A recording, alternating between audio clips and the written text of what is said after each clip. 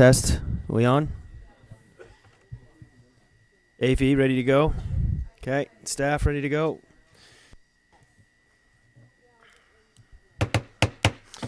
Okay, good evening, everybody. Let's call to order the Planning Commission meeting for March 21st, 2023 for the town of Truckee. Kaylee, can I have a roll call, please? Chair Gove. Here. Vice Chair Tarnay. Here. Commissioner Riley. Here. Commissioner Freeman. Here. Commissioner Claren. Here.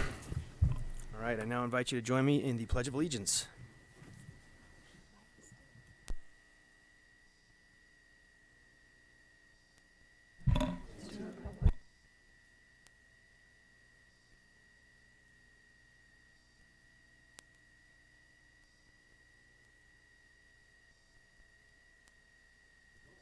All right, so now we're going to go ahead and move into public comment for anything that is not on tonight's agenda. If you would like to speak about anything that is not on tonight's agenda, please make your way up to the podium. You'll have 3 minutes to talk, and please state your name.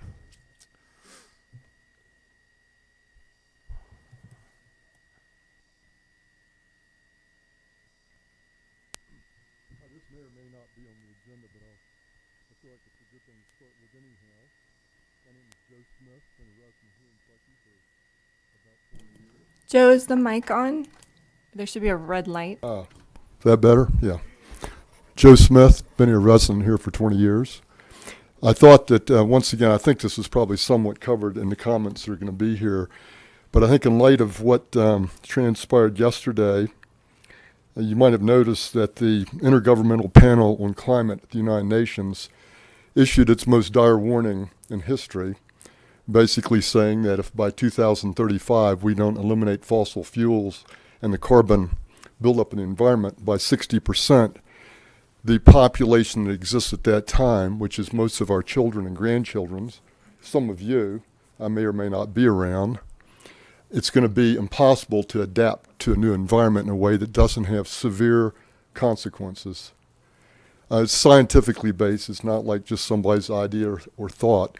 So I think it really does bear thinking about as we go into the general plan. I appreciate the opportunity. I did my survey and have been sort of tied into different organizations that are supporting that. So to me, I kind of look at this and think, how can we add too many more humans in this particular space if we don't take care of the environment in order to be able to provide a adequate and suitable living environment for them?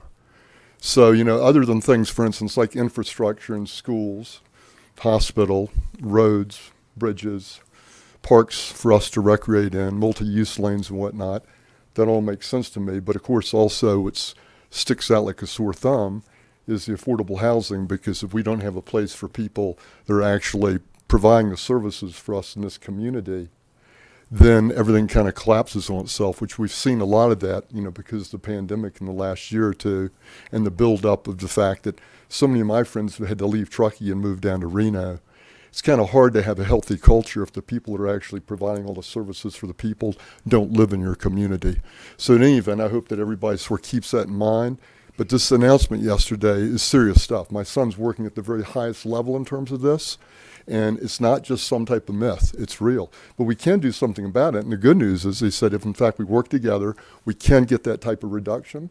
So it'll provide a really nice place for our kids and grandkids to grow up. So thank you very much, and thank you very much, Planning Commission, for all the work you do. I know it's not easy, but I sure do appreciate it. Thank you, Mr. Smith. Real quick, I just want to publicly acknowledge what a good job I think the Public Works Department has done during all these storms. The roads have really been great compared to everything that was going on. So thank you.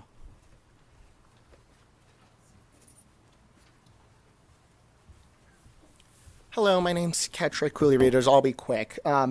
I don't know if this is related to the agenda or not, but I propose keeping the language and the aesthetics for green space in the general plan of 4.1.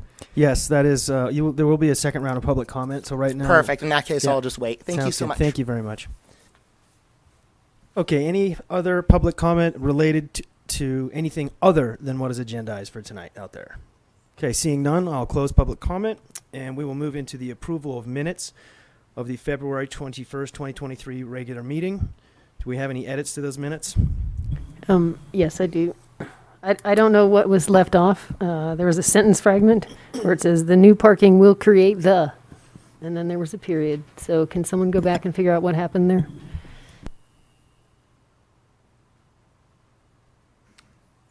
Okay, so do we want to? You can either defer the Yeah. minutes to the next meeting Let's so do that that. sentence is corrected. Let's do that. So do we need to? Can we just defer that, or do we need to vote on that? Why don't you make a vote to continue it to the next meeting? Okay. So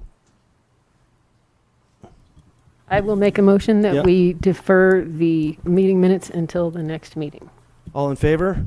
Aye. Wait, don't we need a second? Oh yeah, we do. I'll Mitch. second. Okay. Thank you, Nikki. I know it's gonna be a long meeting, so I'm just trying to move it along. All in favor? Aye. Aye. All opposed? Motion carries. Alrighty, now we're going to move into the meat of the sandwich here with agenda item 7.1 for the Planning Commission recommendation to the Town Council on adoption of the 2040 General Plan, Downtown Truckee Plan, and associated development code text amendments, zoning map amendments, including SB2 rezone sites, and certification of the final EIR and general plan update. And we're going to have a staff presentation by Danielle. Thanks, Chair Gove. I'm actually going to mix it up a little bit, and it's not going to be doing the whole presentation tonight. There'll be 4 of us. What we won't do is musical chairs, even though that's fun. Just make it easier for you guys. We'll speak from our individual seats.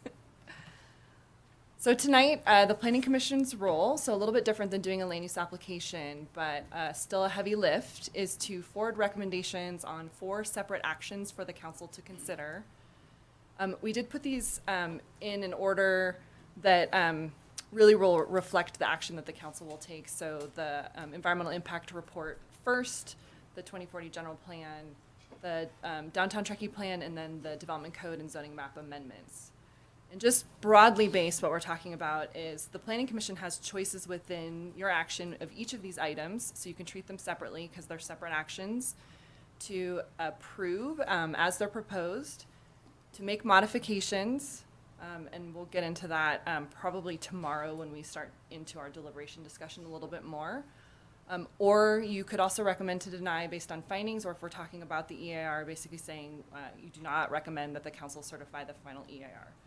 So just broad-based, it's a lot of material to get through. It's 5 years worth of work, but definitely we're going to break it down into some individual actions for the commission to make this a little bit easier. What does that look like? Because we're doing a unique process in having this stretch over the course of 2 meetings, we're breaking that out into different sections. So tonight you'll have the staff presentation. We're hoping to keep this around 35 minutes, even with the 4 of us. Then going into commission questions, and there are 5 topics actually that you can talk about.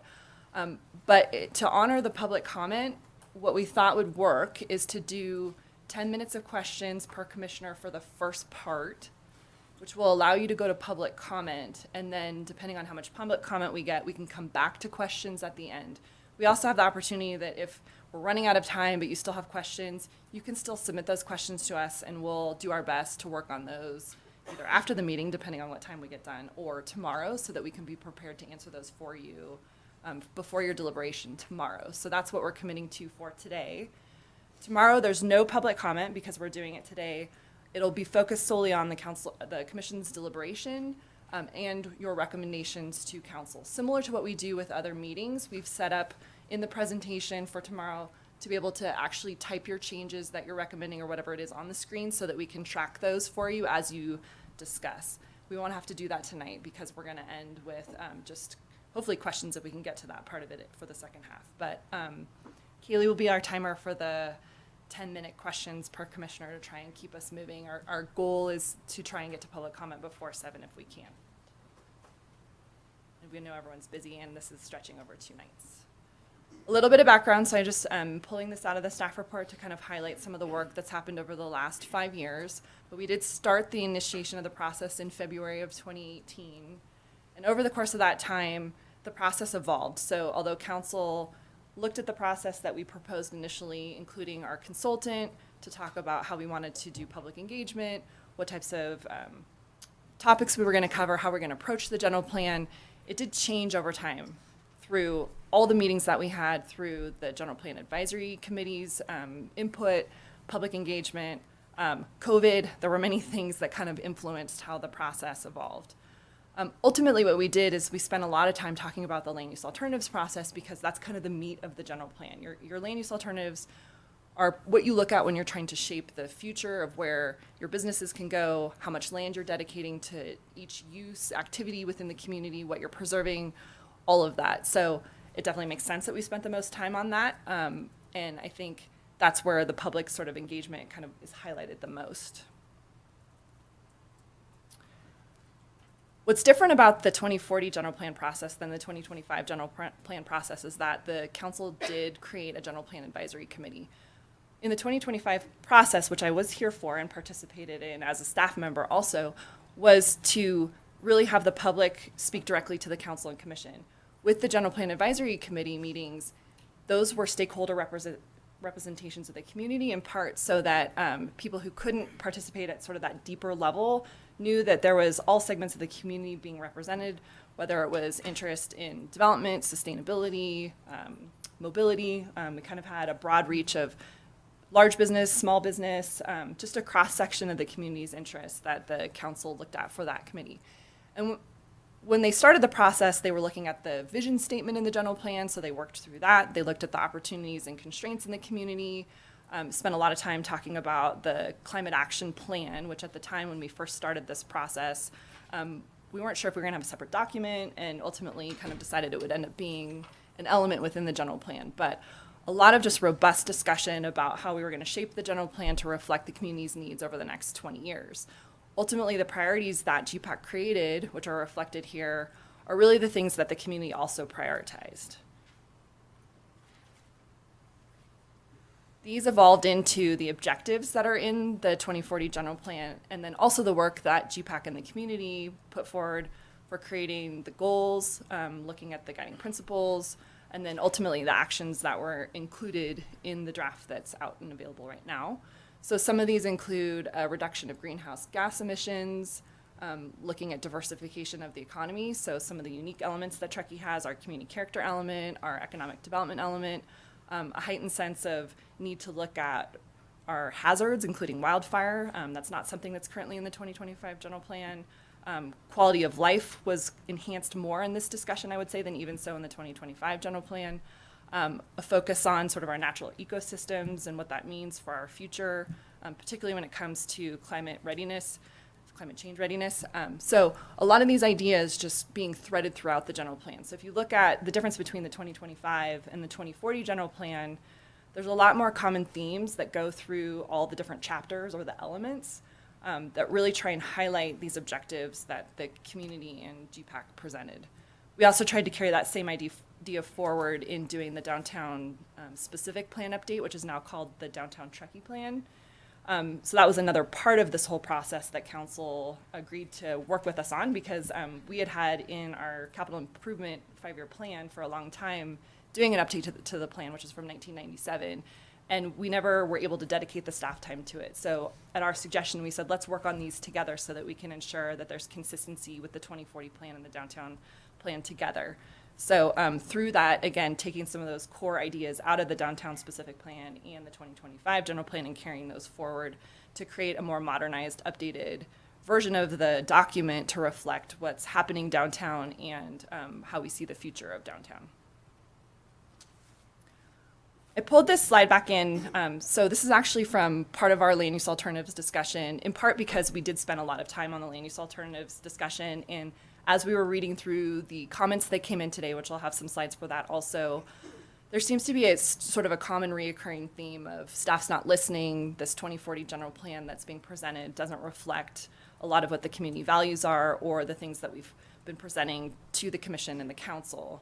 So this slide kind of was a compilation of a lot of those comments that we had originally heard about character, affordable housing, specific to land use alternatives also, of what level of growth the general plan was accommodating or anticipating, in part because there's concern about the community sort of losing its core. So we looked at these very seriously when we were moving forward and doing the next version, so that we went through sort of the discussion with the Planning Commission, and then we went into these joint sessions to talk about every single element, to kind of go through these topics in a lot of detail. The outcome of that was we put together a compilation document where we responded to public comment that we received, and a lot of the changes that are reflected in the latest version of both the downtown plan and the 2040 plan reflect what the community was talking about. Not everything. We definitely have some additional density planned for in the 2040 plan. So it's not the same as the 2025 general plan, but there are a lot of aspects of what the community's asked for that we would not achieve if we kept the 2025 general plan, including goals about creating more housing that's available to our local workforce, and particularly about our climate action planning, because the 2025 general plan doesn't have a climate action element at all. It doesn't address greenhouse gas emissions at the same level or specificity that we're looking for with this 2040 general plan. So I just wanted to call that out of the process that the staff kind of went through in reviewing all the public comment, responding to the public comment, looking for common themes, bringing those forward to the decision makers, presenting that to the Planning Commission. The Planning Commission wasn't always on the same page as the council, but you had robust discussion about everything that you heard at all sorts of levels. I think we spent, I don't know, one time 40 hours responding to some of the comments and questions that the council and commission provided us before some of the joint session meetings. So it really has been the focus of the work that we've been doing for the last 5 years, because we understand the importance of it. And we are also the ones who will be continuing to work on this for the community in the future. I'm going to pause and I'm going to turn it over to Jenna. We're going to switch a little bit and we're going to start talking about sort of the other aspect beyond the 2040 plan, which is the environmental work that went into supporting the general plan. Thank you, Danielle, and good evening. So I'm going to fairly quickly run through the EIR and what that looks like. Most of you and a number of you in the audience saw a fairly lengthy presentation last fall on this topic. Certainly, if you have specific questions, we're happy to get into those later tonight. So big picture, CEQA overview. What is CEQA? What does it do? What is an EIR or environmental impact report? Really one of the primary purposes of CEQA is to disclose. It doesn't necessarily mean that you have to eliminate environmental impacts associated with a project, but the focus is generally on disclosing them and then looking at ways to reduce or minimize them. So there's three really important aspects of an EIR. Primarily, it's an identification of the environmental impacts in a long list of impact areas, which I'll touch on briefly, of the potential project. Then you get into discussions on ways to minimize or avoid those impacts. Those are typically called mitigation measures, and we'll talk about that a little bit. And then CEQA also requires that within the context of an EIR, you look at reasonable alternatives to the project. So Danielle talked a little bit about where we've started and where we've come. We initiated the general plan update, and the EIR was included in that scope of work back in 2018. In February 2019, we released what's called the Existing Conditions Report. That's really kind of the first document that sets the stage for the EIR. Then in March 2022, we released what's called the Notice of Preparation. That's kind of another critical part of the EIR process. That sets forth an opportunity for the town to receive comments on what needs to be included in the scope of the EIR. And then several months later, we had another 45-day public comment period where once the EIR has been published, that's an additional opportunity for folks to comment. And then what we're doing tonight and next month is we are essentially considering certification of that document. The ultimate decision falls to the town council. Your commission will be making a recommendation tonight or tomorrow. So I'm very going to quickly touch on what does an EIR do. As I mentioned earlier, it evaluates, at its core mission, it evaluates the impacts of both the general plan update and then what we're calling the downtown Truckee plan. So as Danielle mentioned, this is the new version of the downtown, the specific plan for downtown. In a typical EIR, you will see things called mitigation measures. As I mentioned, those are what get at requirements that are required to be in place to mitigate or reduce the impact of the project.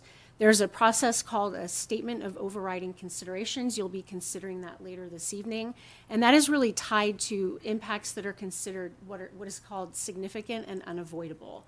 And that really gets into an impact that rises to a level that there's really no feasible mitigation such that you can reduce it to a less than significant impact. There is a very procedural process to go through. Your commission will be tasked with making a recommendation on that document as well to the council. And then there is typically something called a mitigation monitoring and reporting program that generally is associated with EIRs. We're going to talk through that a little bit later. And that's really just at its simple form, it's a checklist that you prepare. It's kind of like an Excel document where you track all of the mitigation measures that are required, who's responsible to implement them, and kind of what is the timing. And then really it's an opportunity to go through and ensure that all of those have been dealt with. One thing that we talk a lot about in the response to comments, which I'll touch on very briefly, is the difference between the different types of EIRs that are out there. What is being contemplated tonight is what's called a programmatic EIR. Those are typically associated with general plans. So it's a very high-level environmental document versus a project-level one, which is what you guys are most typically accustomed to seeing. So you have a very explicit, say, residential subdivision, and with it comes a project-level EIR. What you're going to see tonight is different than what you're accustomed to seeing. We've done only a handful of these, probably 3, and I would say they've all been done at the time a general plan is adopted. So this slide, and I won't go over all of these topics, but these are the requirements in CEQA that stipulate what different areas need to be analyzed. So all of this has grown over the past 10 to 20 years. There are a number of items that have been added in the last 5. Most notably energy, wildfire, and tribal cultural resources. These are relatively new topics. And what this has to do is each of these sections or each of these topics, there's an entire chapter in the EIR dedicated to a specific list of questions that are required to be analyzed within the context of the EIR. And then at the end, you'll also see a discussion on cumulative impacts and alternatives. So I'm going to go over this very, very briefly. This is what was analyzed in the draft EIR. Now, I'm going to talk in a minute about some changes that have happened based on council direction last fall. But it's important to understand that this is what we call the project description. So this table includes the build-out that would be allowed under the Truckee 2040 general plan. And I highlighted this last fall, and I'll highlight it again. This includes the existing development capacity under the Truckee 2025 general plan. So that's a general plan that was approved in November of 2006, and then what is being contemplated within the context of the 2040. So the important numbers to see here are residential dwelling units. What's analyzed in the EIR is just under 800 units. So this would be within the lifespan of the 2040 plan, in addition to what is already currently allowed within the context of the 2025 general plan. There is 20,000 square feet of additional commercial space that would be allowed under 2040, 7,000 square feet of office, and 26,000 square feet of industrial. For anyone that pays attention and gets into the weeds of a general plan, these are extremely modest increases in a 20-year document. The reason being that what's already allowed within the 2025 general plan, which are the numbers that you see above, is already fairly substantial, and it was determined that there wasn't a ton of new capacity that was needed within the next general plan. So what you see on the next slide in yellow, this is the exact same table. It's just a couple figures have been changed, and this reflects last fall's direction from the town of Truckee Town Council, where they slightly reduced some of the residential development capacity that would primarily occur within the gateway area. So what you'll see is a shift from 794 that was evaluated in the EIR to what we believe is now proposed within the general plan, which would be 731 new residential units. None of the commercial, office, or industrial square footage has changed. So we're going to talk a little bit about this concept of a self-mitigating general plan. This is not really a new concept to the state of California, and most importantly, it's not new to the town of Truckee. Our 2025 general plan, which is now 17 years old, was a self-mitigating general plan. Accordingly, we did not have a mitigation and monitoring reporting program. As part of that, we had instead adopted what we called an implementation plan. What that looks like now today is something called a policy and action monitoring program. I know there's a lot of words here. And we have now really changed the way we do our work plan and budgeting on a 2-year horizon. So something that we used to have called an implementation plan is now really folded into an annual budget process and a 2-year work program effort. What's important to understand about what a self-mitigating general plan is that the entire policy framework that's been developed, one of the primary purposes of that is to minimize impacts to the environment. So really getting at the core principles of CEQA. The impact minimization is an integral part of the plan. It's not an after-the-fact mitigation measure that gets applied once the CEQA document is prepared. So we're going to talk a little bit about what that looks like. You will see policies within the text of your general plan that are considered a mitigation measure. And what that means is that they'll be a required part of what we move forward with in our work plan over the next 20 years. So this is just a very quick graphic to show how this process works. So we started with a draft EIR. We published that last year. Then there is a 45-day public comment period where we open up the draft for state agency comments, local agencies, the general public, and so forth. And then we spend many months responding to the questions that we received to those comments. That's called the final EIR, and that's what's before you this evening.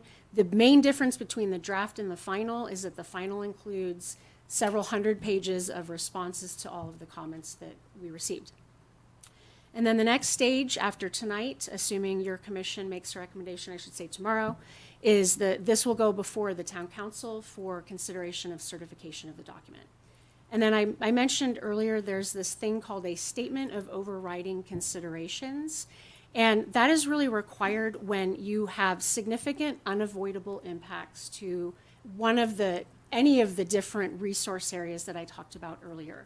And as I mentioned, there's a very explicit set of findings that need to be made. What that does is it's the council and ultimately the commission stating that those significant and unavoidable impacts can occur because there are greater either economic or social or technological or other benefits that would happen with implementation of the 2040 general plan. So contrary to what you saw me do last fall, I have one slide and it summarizes the findings of the EIR. This is obviously a very broad brush. We forwarded the presentation to the commission a couple weeks ago where there's much more substantial information there. What's important to understand is that on the left-hand side, those are what have been identified as the significant and unavoidable impacts. Those are the ones on the left. Some of these are duplicative from conditions that were in the 2025 general plan. There are certain things that have not changed. Because this is a programmatic document, it looks at a very high level of environmental review and it recognizes that project-specific details are not necessarily known. And because of that, the conclusion ends up being significant and unavoidable. What that further means is that when a specific project comes in, that environmental document will look at very close detail what those impacts are. It's also important to understand that there are a number of less than significant impacts. So these are ones that don't necessarily require a mitigation measure or in our case, an associated policy. There's a number of those as well identified in the document, including all the ones that you see on the left-hand side. So as I mentioned, alternatives are a required part of an EIR. And we have 4 that were contemplated as part of this process, 3 that were initially contemplated, and 1 that got added at the request of a community group. The first one is just alternative 1. That's essentially no project. So do nothing different. Don't update the 2025, don't adopt a 2040 general plan and continue implementing the 2025 general plan. Alternative 2 is one that looks at greater development in kind of our core infill areas. Alternative 3 is the one that was added at the request of a community group. We're calling that the Mountain Area Preservation Alternative. We described that, and I believe MAP described it as kind of reduced development in specific focus areas that were all part of the land use alternatives discussion.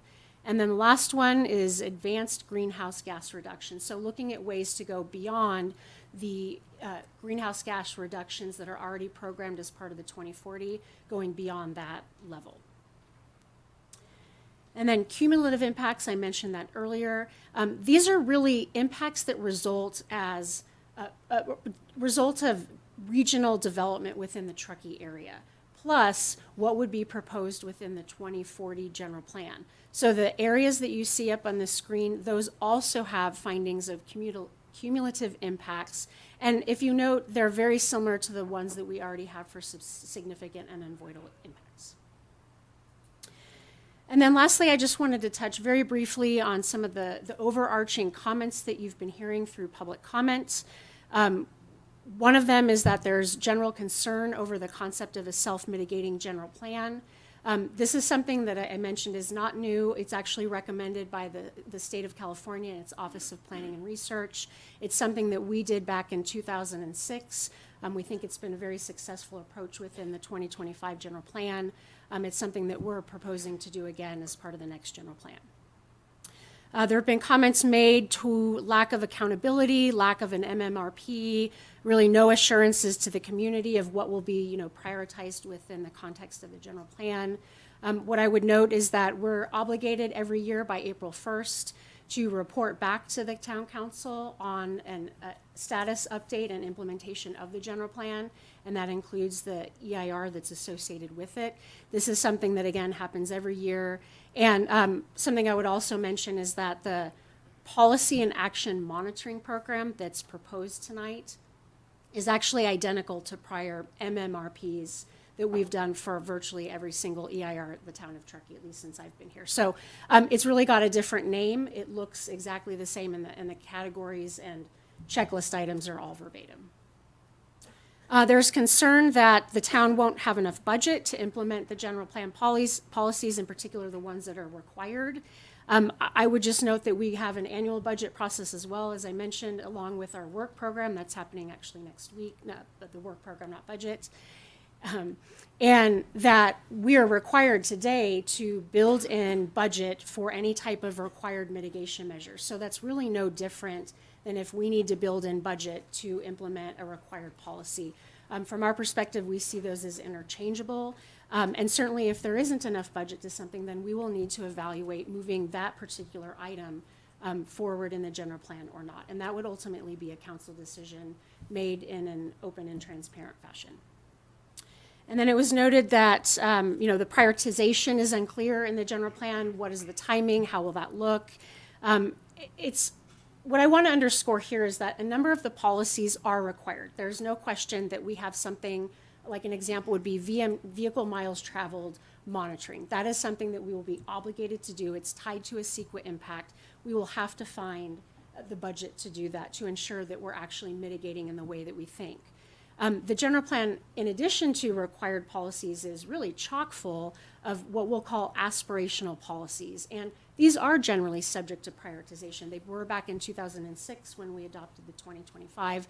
And there are a number of them that will be, again, up for discussion in front of a council during budget and work program discussion. So I just want to talk through a little bit of that and help the commission understand some of the comments that you're hearing. That's all I've got. Good evening. I'll give you a quick overview on the Downtown Truckee Plan, and it'll be just an overview of what's in the Downtown Truckee Plan, how it's changed since the previous document, and then what HPAC's recommendation is on that document. And as Danielle mentioned, this is a second policy document to the 2040 General Plan, and that's under consideration tonight. And the downtown has been mentioned as has always been identified as one of the key areas of our town. And we have historically had a plan that focuses on implementation of the vision of the downtown. So we aren't changing that now. The downtown is still considered the heart of our community, and the newly named Downtown Truckee Plan is truly an update to the downtown's specific plan. It wasn't intended to overhaul our downtown vision, we're just updating it. And within the downtown Truckee plan, we also have the historic design guidelines, which we have not yet touched. That's one of our implementation items in our downtown Truckee plan. And we have two master plan areas, the rail yard master plan area and the hilltop master plan area, and we're not proposing any changes to those areas. The downtown Truckee plan is divided into 7 chapters. It includes the vision for the downtown, the land use and character for the downtown, mobility and parking, public realm and streetscape design, open space and parks, historic resources, and implementation. So it's very similar to how the general plan is set up.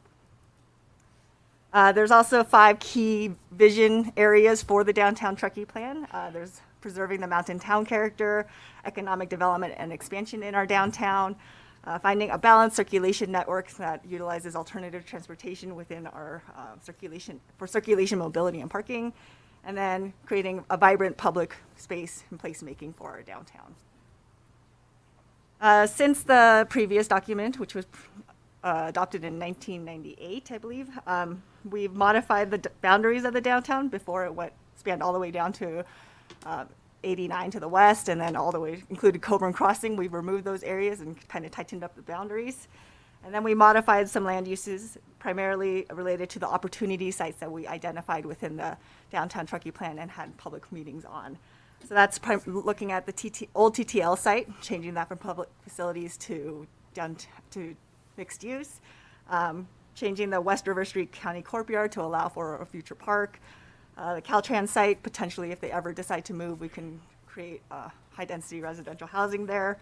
The Jaboom site, we're proposing to change a portion of that from commercial to mixed use. The Truckee Springs site, we're proposing to change that to open space, consistent with what has happened with the purchase by the Truckee Donner Land Trust.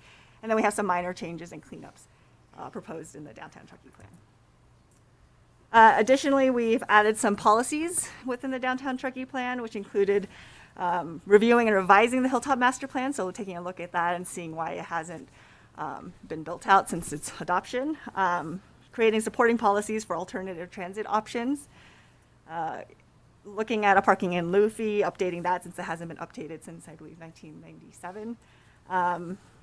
Looking at a new architectural inventory of historic resources, since those are pretty old documents, and we may have new historic resources in our downtown.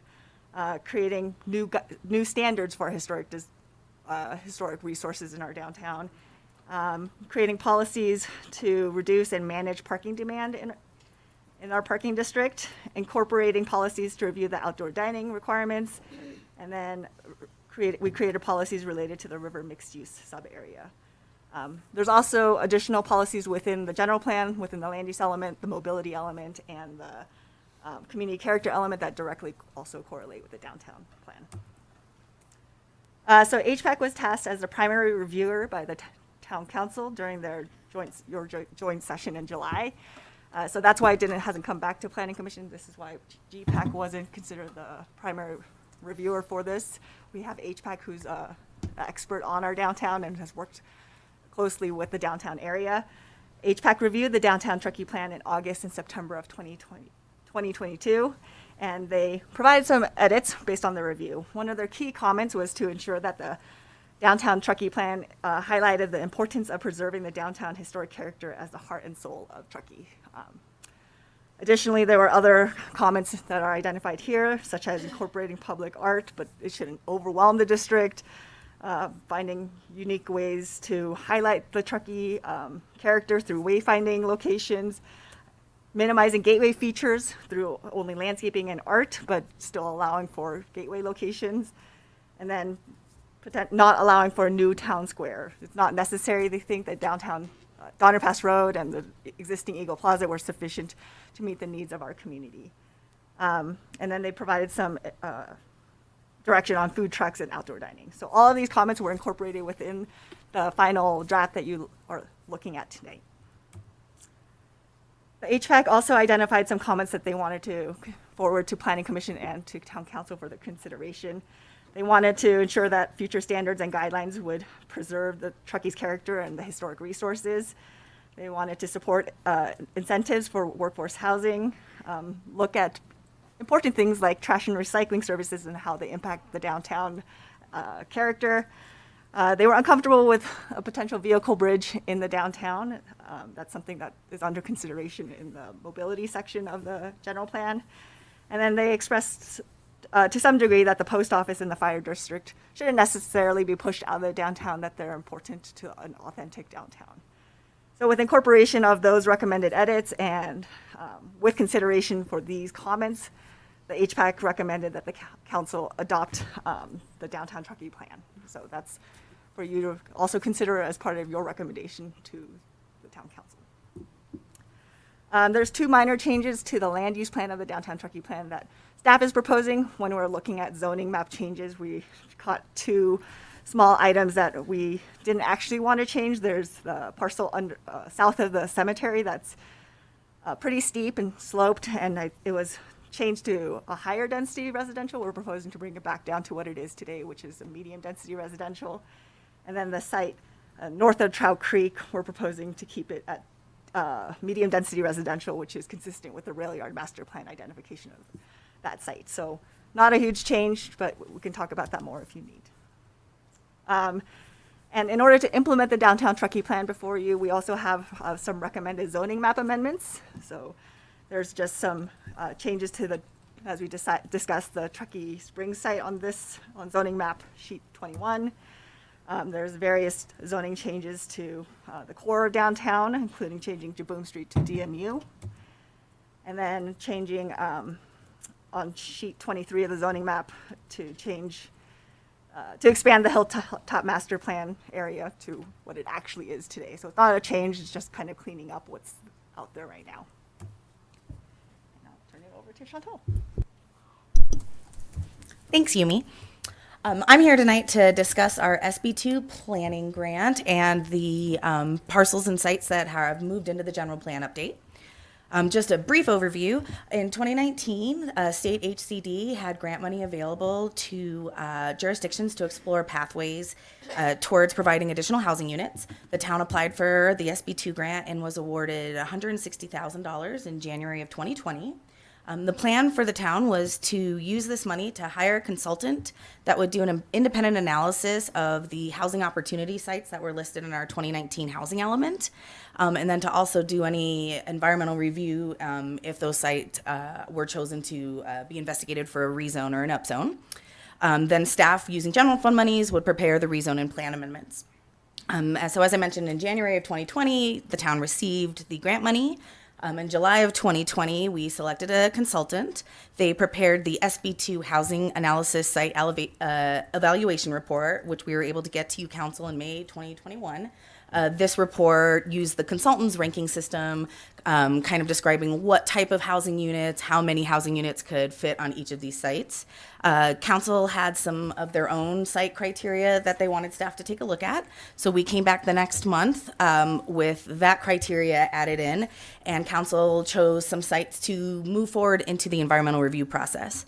Unfortunately, the consultant was unable to begin that environmental review process by December 2021. So staff went back to Council, and looking at the general plan, consultant and the EIR was about to get started. We asked for Council to approve that we would move SB2 into the general plan process to get it going.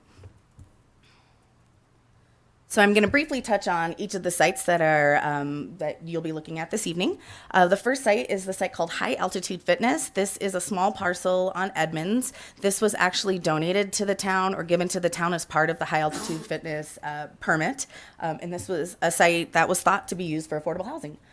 So this site, Council directed for staff to look at going at the highest density possible. So through the general plan, that would be the land use designation of high density residential, and we'll be changing the zoning from multifamily 15 units an acre to multifamily 24 units an acre, allowing a small additional amount of units, but it is a small site and neighborhood compatibility is great. There's also other multifamily and it is close to public transportation. So this will be changing as part of the general plan update. Chantal, not to interrupt you, but kind of an interesting note. We may have a intern working for us to actually do some site concepts for this, and someone that, if it all works out, we're all very familiar with, David Tierman. That's a great piece to add to high altitude fitness. So we're excited to see some new housing come on that site.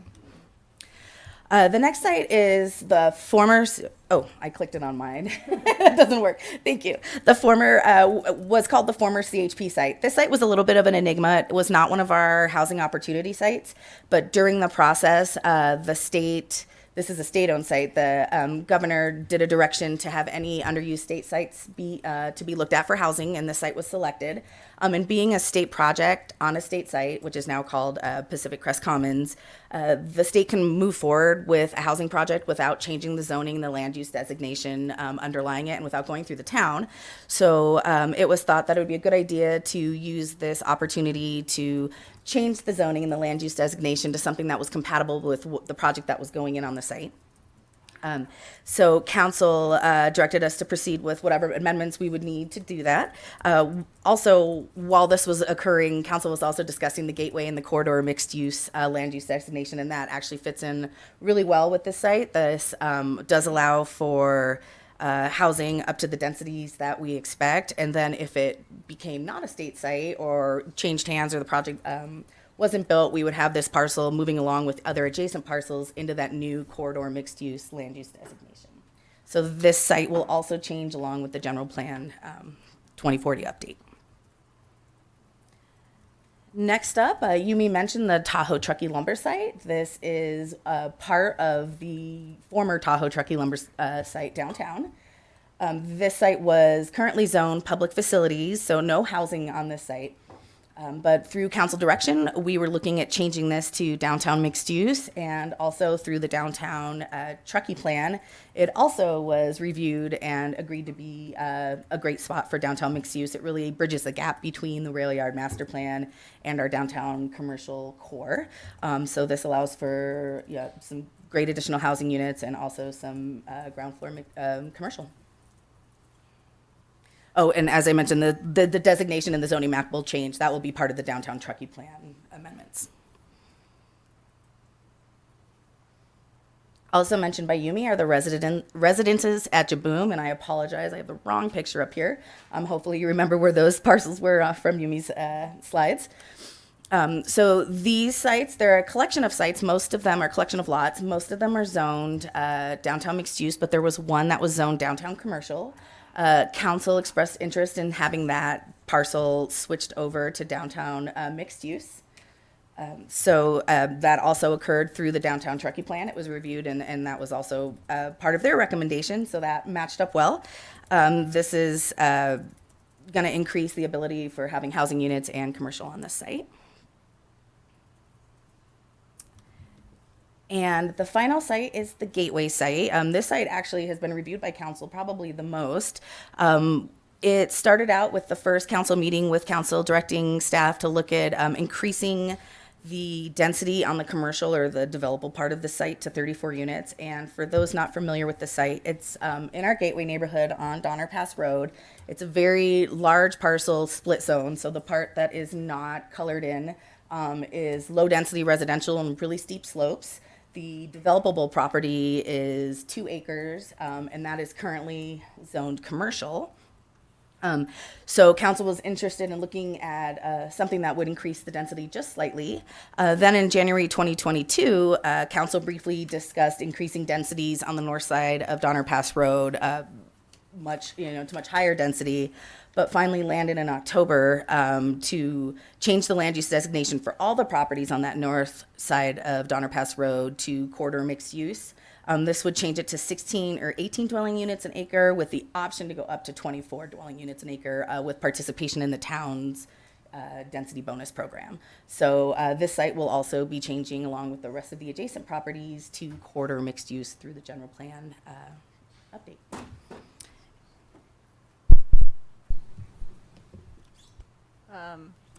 Just wanted to give you a quick summary on how much public comment we've received. So we've received a lot of public comment throughout this whole 5-year process.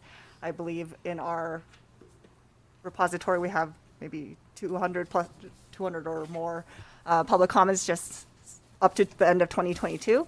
Since we've been moving towards coming to you to Planning Commission for your recommendation, we've received 62 public comments for a variety of organizations and then just general public. So I've tried to condense it and summarize it as much as possible. Hopefully you've had the time to read through all of the public comment you've received so far. Obviously you have some time overnight to also wade through them.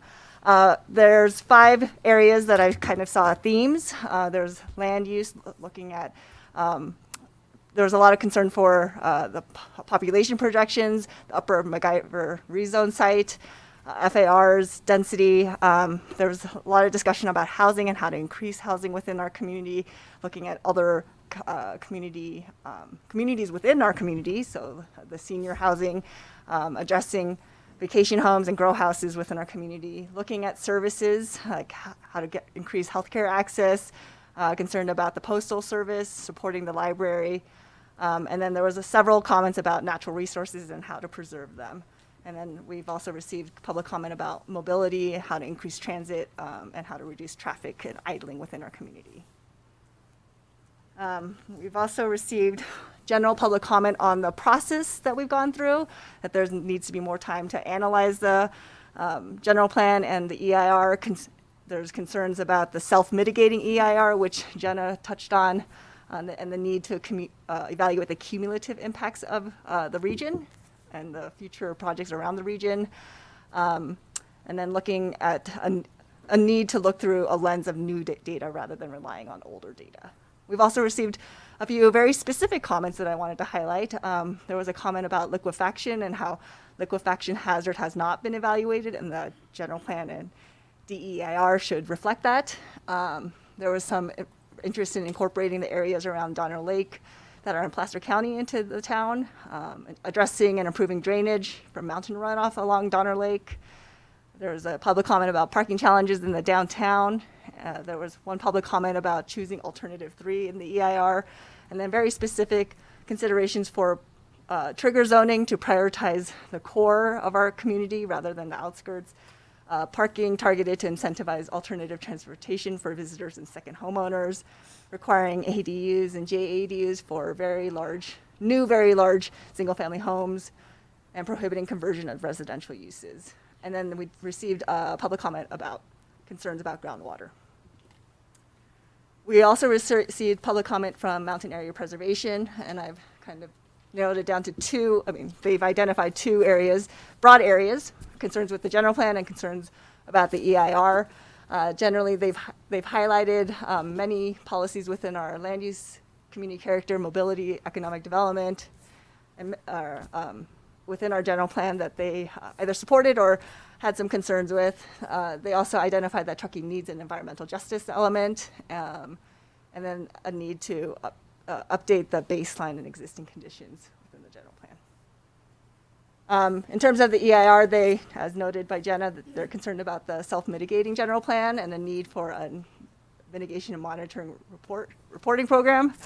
And they thought that what was proposed, a policy and action monitoring program, was too ambitious.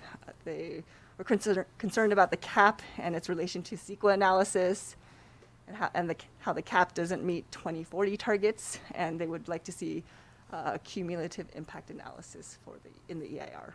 So there's many more items that within their comment that you can take a look at. Additionally, that we've received 24 public comments from people, members of the public that have voiced their support for MAP's priorities. There are 10 priorities that are listed here. Essentially, they're seeking to protect open space, housing the local workforce, and furthering the health and safety of students and visitors within the community. Additionally, in addition to that, we received 4 public comments that supported MAP's priorities, plus added priorities of their own, including supporting the Tahoe Forest Hospital Master Plan, mid-block crosswalks, health services and healthcare opportunities, and alternative transportation. Additionally, we received around 15 public comments opposing specifically Land Use Policy 5.4, which is in regard to the sewer service for non-residential parcels. We received a public comment from CAT, who's concerned about the REACH code and zero net energy standard, and then an additional public comment that supported those concerns and the life safety concerns of electrification. We received public comment from SBC, their Small Business Development Center, that supported the economic development element, wanted to continue the collaborative relationship with the town. We also received public comment from the hospital district concerned about their stated spot zoning for the hospital campus and Upper MacIver, and they had a few concerns about the policies within the general plan. And then Southwest Gas provided public comments supporting the general plan update and appreciated the collaborative discussion with them. Thanks, Yumi. This is going to be our last slide for tonight because the rest of it we'll cover when we go into deliberations. A few kind of closing thoughts since we're over our time. We have a lot of work to do once this plan is adopted in whatever form that ends up being, that there are a lot of community priorities that we recognize need to happen sooner than later, which is why they were put in the plan as future actions, because that gives us additional opportunity to engage the public on those topics. And a good example of that really is this housing density bonus program that we're looking to create. That's already in our first set of priorities that we're proposing that council adopt with their next work program, because we know that's an opportunity for us to incentivize developers to work with us to have those incentives to build not just what the state allows through density bonus programs, but housing that is available and suitable and affordable to our local workforce, since that is a community priority. So I think it's just important to highlight that we want to do lots of things with this general plan, and we are proposing a lot of ambitious ideas with it, but that comes with an implementation program that's going to take us some years to get through. But if we don't adopt a 2040 general plan and we continue to work under the 2025 general plan, we miss the opportunity to implement a lot of those great ideas that the community has brought forward. So I think we see a lot of value in being able to work on climate action programs and be able to work with Alfred on mobility. And I mean, I think that's in part why you see this whole panel of town staff here, because we're wholly in support of being able to do this work for the community in recognition of the concerns that we've heard. So I'll stop talking with that. I think this is a good place to stop. And the next step would be for the commission to work on their questions for us. Thank you. Okie doke. So let's go ahead and just go one at a time and try and keep our questions to about 10 minutes each. And Susie, if you would like to start out. I would not like to start. Fair enough. I remember when I did that to Mr. Zabriskie once, so I'll take it. Commissioner Riley, please proceed with your questions. I had submitted a series of questions for the staff and Ascent last week, and my interest was in the interest of kind of having the public be aware of what I was asking, so maybe some of their questions might be answered, or things that they're not aware of. I wanted to just go through those, if that's okay. Yeah? Okay. And maybe someone from staff could answer, would you like me to read the staff response, or would the staff like to read the response I was received? Maybe the staff can just give us the quick answer instead of a full read response. Okay, but I was asking staff. Yeah. But, You looked at me. That's the way I answered. well, is there a preference? We did take the names off the questions, so for the one that we published. So it's helpful for us if you cue us on which question. So, yeah, and I think mine, I started with number, no, I've like lost the, come back. Scrolled down too far. Okay, number 5, I think, was my first question. Should I start Why don't you there? read the question number 5, Yeah, and then okay. staff can respond. Yeah, okay. So my first question was how is our Spanish-speaking community members receiving outreach around this process and being included in the Planning Commission and Town Council hearings?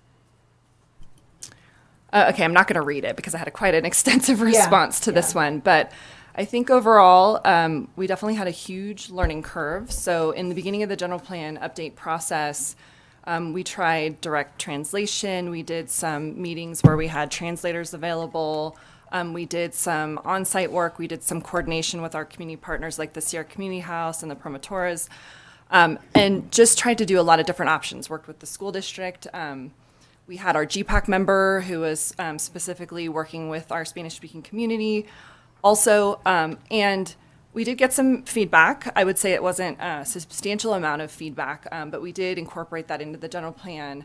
And then subsequent to that, kind of recognized through other efforts that the town was doing that having a diversity, equity, and inclusion program manager was kind of the next step for the town in evolution to just address all those issues, not just for our Spanish-speaking community, but for other segments of the community that we weren't focusing on. So whether it's our older community, our younger community, whether it's people who have mobility issues, whatever it was. So again, a learning process, but that's why you don't see necessarily this final version of the general plan translated into Spanish, because it's a really hard thing to kind of have that conversation with when we haven't had that level of engagement throughout the process. So we're just taking a different approach to it moving forward in having conversations about if the general plan gets adopted, like, hey, there are these work program ideas that the council's talking about, like what's a priority for you? What do you want the council to know? How would you like to engage with us on these different topics? Great, thank you. My next question was, how were the focus areas determined for the land use alternative process, and who made this decision? So these were developed by staff and Ascent. So we had spent a working session, all of us, going through the 2025 general plan and looking for opportunity sites where we thought change could happen within the community, and then looking for ways to have meaningful conversations with the community about the different areas of town. Sometimes we've experienced just in our day-to-day lives of being planners that something in Glenshire may not have the same effect if you live there versus if you live at Donner Lake, and what's happening and vice versa. And so we were trying to figure out how to engage the community at multiple different levels. So part of it was a conscious decision to look at, one, the opportunity areas of change, and two, how to get the community to be able to talk about different segments within the community at a level where we could all have those same conversations. And then my next question, this was related to the Upper McIver EIR addendum that was completed when Town Council approved the rezoning, and this was referenced in the final EIR, and so I had asked the staff to provide me with that because I had never seen it, and I was curious to see the level of environmental review that had been done with that rezone. And then my next question, why wasn't the decision to implement a self-mitigating EIR a community decision? Why was this done without community involvement? I'll try to go quickly through that one. I mean, what we kind of said at the outset is it's ultimately a question for council, as they've been kind of the project manager of all aspects of the general plan and the EIR. What I would say globally is that the way an EIR is formatted typically hasn't been something that the town of Truckee has gone to the community for input in. And again, it's something that we previously did back in 2006. So that's kind of our history when we've done an EIR. I appreciate you sharing that. My next question was, when were the existing conditions for the 2040 general plan evaluated and completed? So the baseline year for existing conditions is 2018, and we produced the existing conditions report in early 2019 following that work. And then I have a question related to, this was policy, I think it's community character 1.2. It says, how can we ensure that any new development in Truckee's lowland, flatter areas, including its forested areas and meadowlands and in the Truckee River Valley, does not reduce water quality or carbon sequestration, while also contributing to the scenic quality and visual harmony between the natural and built environment? And staff provided an answer to that. Right, so we were looking at it from the perspective of future actions. So we'll have development code amendments, including the creation of objective design standards, which we can use to help implement this policy. And we also have, if there's future projects, opportunity to work on those projects and look for consistency with those as well. Thank you. And then, let's see. I asked a question in regards to, I'm going to skip to 12 because 11's kind of convoluted. I I reference policy, I think it's mobility 4.2. I thought this was appropriate given specifically this winter. Consideration of climactic conditions. It says this policy is ensure that existing and future roadway, sidewalk, and bikeway standards and the implementation of such standards take Truckee's climactic and geographic conditions and resiliency, such as heavy snowfall and steep and varied terrain, into account, as well as all users, including children, persons with disabilities, and seniors. And I said, how does town staff feel we currently are doing in this regard? And how do we ensure this resiliency for today and the future?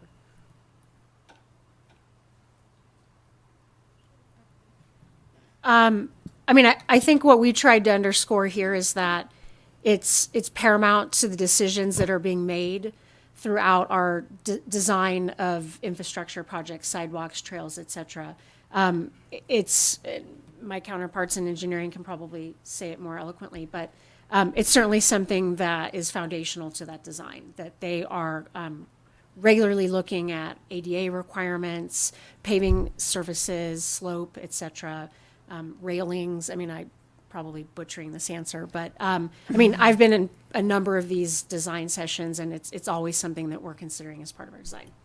I think you can see it too with the prioritization of the work that our engineering department does, and also with the work that Alfred does, and we're expanding that into other divisions too. That we're constantly looking for those opportunities to make improvements in the community. So I think we all remember back when we didn't have sidewalks in Brickletown, and it was rustic and fun, but at the end of the day, like, it wasn't accessible for a lot of people, strollers, or if you have mobility issues and things. So I think, it's just continuously on our minds about what do we do within the community to make those improvements for everybody. And would you say that's a continual process, and that this current, I won't say past winter because we're still in it, is informing that process? Yeah, it's an evolution every time we're out in the field, when we're having conversations with developers, when we're experiencing it ourselves in the community, that it's always on our mind. We're having, spontaneous conversations. Hey, I was out on Church Street and I noticed, the parking situation there. Like, have we had a conversation about that in a while? Whatever it is, it's just ongoing. Yeah. Thank you. And then this question was referencing policy M5.8, it's mobility 5.8. There's been a lot of concern about widening 267 that's been ongoing for many years. And this policy says opposition to development necessitating widening of SR 267, actively oppose development in the planning area outside the town boundaries that would necessitate widening of SR 267 north of Brockway or south of Truckee Airport Road to 4 travel lanes, with the exception of improvements to provide for transit or high occupancy vehicle priority through the corridor. So I asked, what are the potential improvements that would provide for transit or high occupancy vehicle priority in this location? And the staff referenced the resort triangle transportation plan from Placer County with the image. I don't know if you guys want to say anything more, but it. I think the intent of that language is just to leave ourselves open to be able to implement the vision of that plan, which is really a bus only transit lane. So it would potentially require widening of the highway, but not necessarily widening for single or for automobile usage. And then my next question related to was policy COS 6.4 with regards to the supporting integrated forestry planning and management activities, and why was clear cutting removed from this policy? So it's interesting. We talked about this one in particular with Councilmember Zabriskie quite a bit. In some of the research that he had been doing and talking to community members who had expertise in forestry. And there is a movement within just forestry management in general to look at forest thinning, both for wildfire protection, fuel clearing.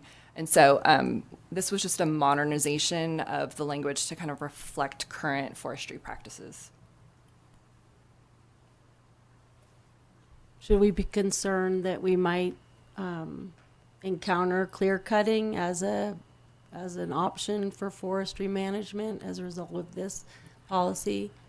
I mean, from our experience, and maybe Bob Womack could talk about it a little bit, but that's not what we're seeing, that they're really going in and removing the underbrush and leaving, trees. They're not going out and clear cutting And that's for things that we don't even control. So Right. land within the town where someone was doing a development application, I mean, that's all reviewed within our normal planning process. So, So I there's a think- level of oversight. yeah, it was really, council also talking about, this emphasis on looking at it from a wildfire protection perspective too, versus what I think we originally had it in the 2025 general plan discussion was more of that concern of someone's going to come in and just cut everything down and they're going to do mass pad grading and it's going to be completely inconsistent with the community. But we haven't experienced that. Okay. I appreciate that. And then I had a question of why is there, so I'll give a little background of why I asked this.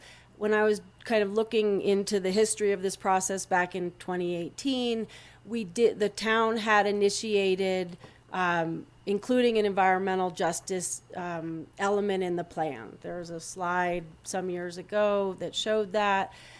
So that's why I'm bringing this up. And my question was, why is there a policy that references vulnerable and disadvantaged populations when this document goes on to state that these communities don't exist? According to this screening tool, no disadvantaged communities have been identified by Cal EPA in the town of Truckee.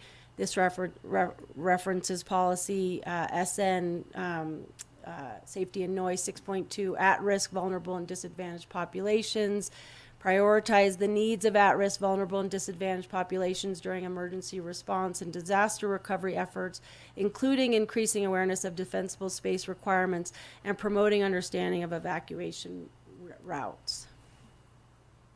I'll take that one, and I'll try to be quick. It's really a distinction between what is required by state law and what's required to be within the context of an environmental justice element versus us recognizing that there are pockets of folks that are disadvantaged throughout Truckee and our interest in still addressing those needs. I'm trying to, I know I'm taking a lot of time. I don't know where I am in my 10 minutes. You're fine. What? Keep going. Okay. I'm going to skip a few. I had a question about limiting or prohibiting large parking lots. I felt like there was kind of both language there. Questions about, accidents, whether that's rail line or, semi-truck accidents that could impact the schools being right there. We are seeing that happen in other communities around the country. I think it's important to address, as well as the pipelines that go through town. I had a question because this is something that's going to come up. Question 19 was, does town staff believe we currently have a healthy jobs housing balance? Is the intent to maintain the current conditions regarding jobs and housing for the workforce? And what is the metric for health?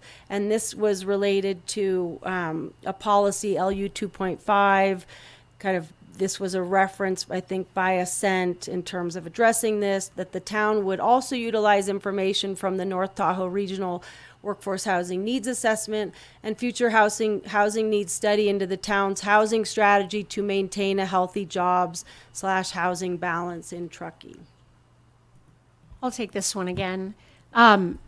Big picture, maintaining a balanced jobs housing balance in a resort community is an ongoing challenge. I think we all recognize that. We see it throughout the entire town of Truckee. So big picture, yes, it's a struggle. I think what we've recognized is that the 2025 general plan is now 17 years old. State law has changed vastly in the last 5 to 10 years. We saw that the 2025 general plan wasn't quite getting us there, and I would say that one of the most important aspects of the 2040 plan is that we try to get back to a better jobs housing balance. But no question, it's always probably going to be a challenge for Truckee. Thank you. And then I'm going to skip down to 23 because this has been referenced multiple times. Why was there a map alternative included in the draft EIR without consulting MAP about the details of this alternative to ensure appropriateness and consistency?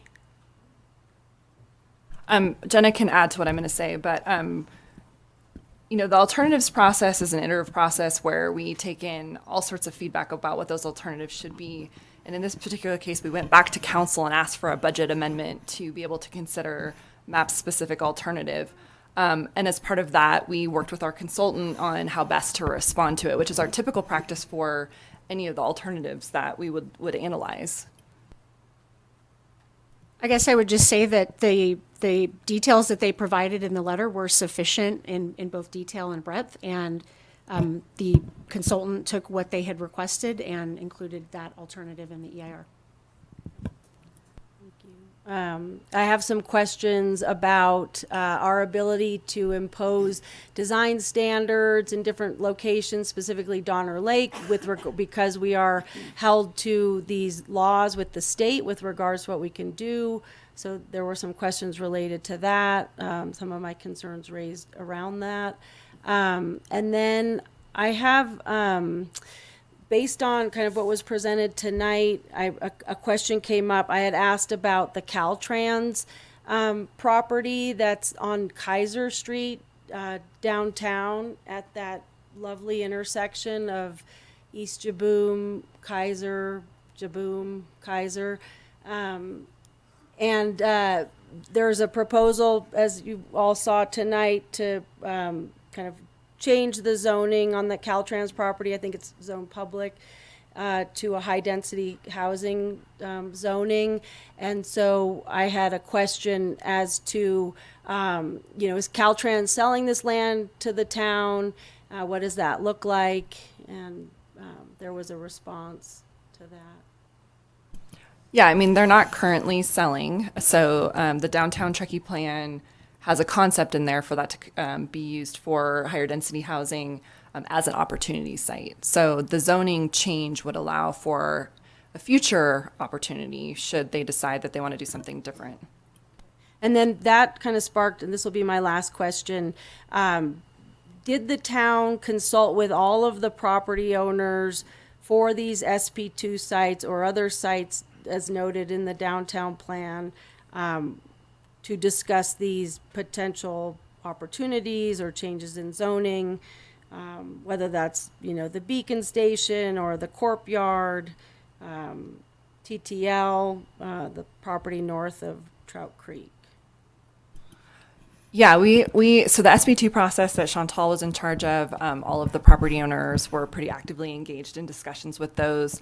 For some of the other changes, we worked with, say, Caltrans, for example, and gave them all of the drafts of all the concepts that we had. So, I feel like we did what we could to engage conversation. Thank you. That's all I have. Okay, thank you very much. Commissioner Freeman, do you have any questions? I actually did not have any questions beyond the 20 or so pages that we already got answered. One question, was there any public comment that was in support of the general plan, aside from Southwest Gas? I would say that MAP had a lot of different policies and actions that they called out that they support. So I would consider, aspects of their public comment in support. I think what tends to happen sometimes is that people don't come to a meeting if they're not concerned, and that's not always an indicator, but at least in conversations that we've had out in the community, there are some people who like the idea of some of the changes that are in here. Now, do they know every single detail? Maybe not, but as far as what was written, I would say that there's aspects of what MAP submitted that was in support. Okay. Commissioner Claren, do you have any questions? Just a few. Some of my questions I wrote like weeks ago, so I'm going to have to research them before I re-ask them. Somewhere in the presentation, I saw something about new historic resources. What does that look like? Well, there is a new action that's in the general plan that requires us to look at buildings older than 45 years for any, and it's worded as new development, so we're going to have to figure out an implementation plan for how we define that, but it's a new state requirement. What we're hoping it doesn't do is take like a Tahoe Donner house or a Glenshire house that becomes 45 years old and mandate that we require that they do a historic resources inventory before they can make any modifications. I don't think that's what they meant by development, but that's going to be a future action that we have to kind of get into. So that's the new aspect is buildings continue to age over time. Once they hit that 45-year marker, they're technically historic, and we should be in. So is 45 years the state? Because that makes me historic, and I'm kind of upset over that. Yeah, it's we struggled a lot with this requirement with our consultants. We originally crossed it out and said we can't implement this We don't think this is realistic. And they gave us multiple examples of other jurisdictions that they've worked with where they equally tried to not implement that requirement and were told by the state, nope, this is a requirement that you need to implement. So I think we can be creative with the implementation through a subsequent process, but it's because buildings continue to age. Like we all do. Also in the somewhere in the HPAC review, no more downtown parks, and I think it mentioned the Eagle in front of the phone company building, and then the Donna Pass Road Plaza. Isn't that the same? that No, I think that the HPAC thought that just Donner Pass Road, when it's closed down for like an event like Truckee Thursday, serves as essentially a plaza for the community. So that is the plaza, is Donna Pass Road? Yes. All right, So, and then TTL's already in process, I thought, for. So they have been approved for phase 1, and then they are proposing a phase 2, which we have not yet seen. And this change in the land use designation would likely help them, since they'll be right now it's zoned public facilities, and there's not much you can do there. Right. I was just confused because I know it's already in process. David Tierman's going to go from Art Chapman to Danielle Nishimori. Is that correct? I'm just checking on that. He has a lot of expertise with his architecture background, so we're super excited that he reached out and asked if we had a project he could help with. And so this would be a real project where he could design a multifamily project for us to potentially do something with, whether we decide we want to get into construction or we want to put it out for someone to build. But Right. yeah, it's That's really exciting. good. Congratulations, actually. That's good. That's it for now, but I'm going to reserve my right to ask questions later. Vice Chair Tarnay. Thank you so much, Chair Gove.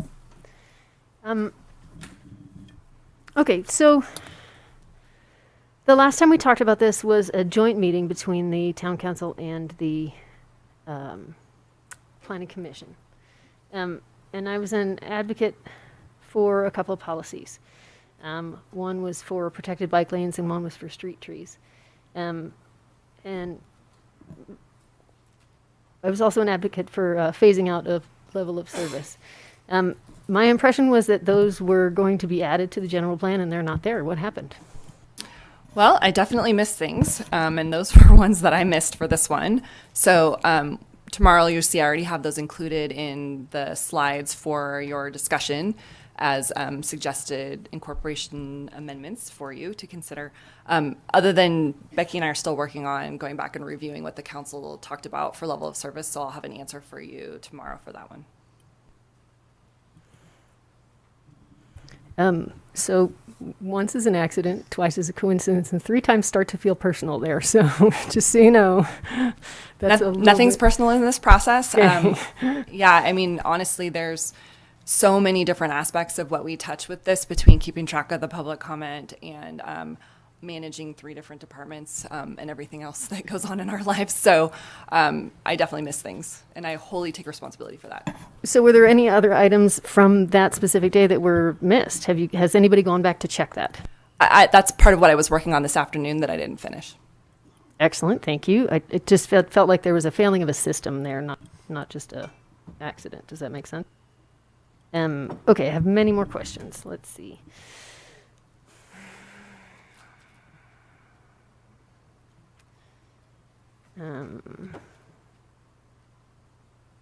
So we have a lot of contradictory things in here, and I know some of these are going to be small and some are going to be big, but like page 2.9 talks about industrial and talks about uses of manufacturing, processing, and warehousing. But then later on page 6.4 ED 1.2, we talk about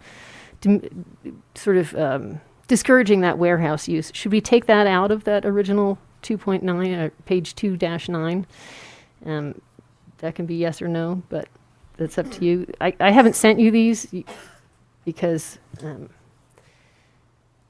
just sent you the ones that were typos, and it didn't sound like you wanted my questions. I'm also, I'm going to say, I'm a little bit I'm We not did- happy with the 10 We did respond to all the questions that you I know. submitted. And then we also have the typo ones in the slide, including the 2 missing policies already incorporated. I understand. I only sent you the typo questions. I didn't send you the actual questions. So you're going to get stuff that you haven't heard today. So,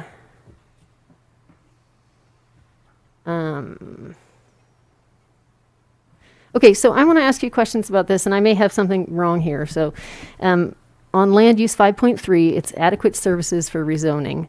And on land use 5.4, it's the provision of the sewer services, where we got a bunch of public comment about that one. So I don't understand how you can change the zoning for something as long as the services have been approved by the applicable district, but you can't change a use that might not even change the intensity. Does that make sense? Like if they have a septic system that provides adequate coverage, they can't change the use, but it says that you can rezone something to a higher intensity.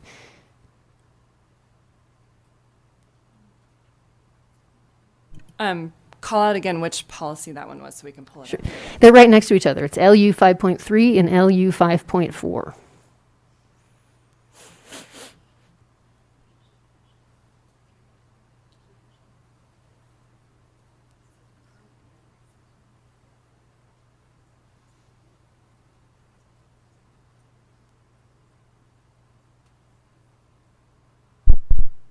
Can you clarify what you think the conflict is? LU 5.3 identifies that it's to prohibit rezoning of land on well and or septic to a more intensive zoning.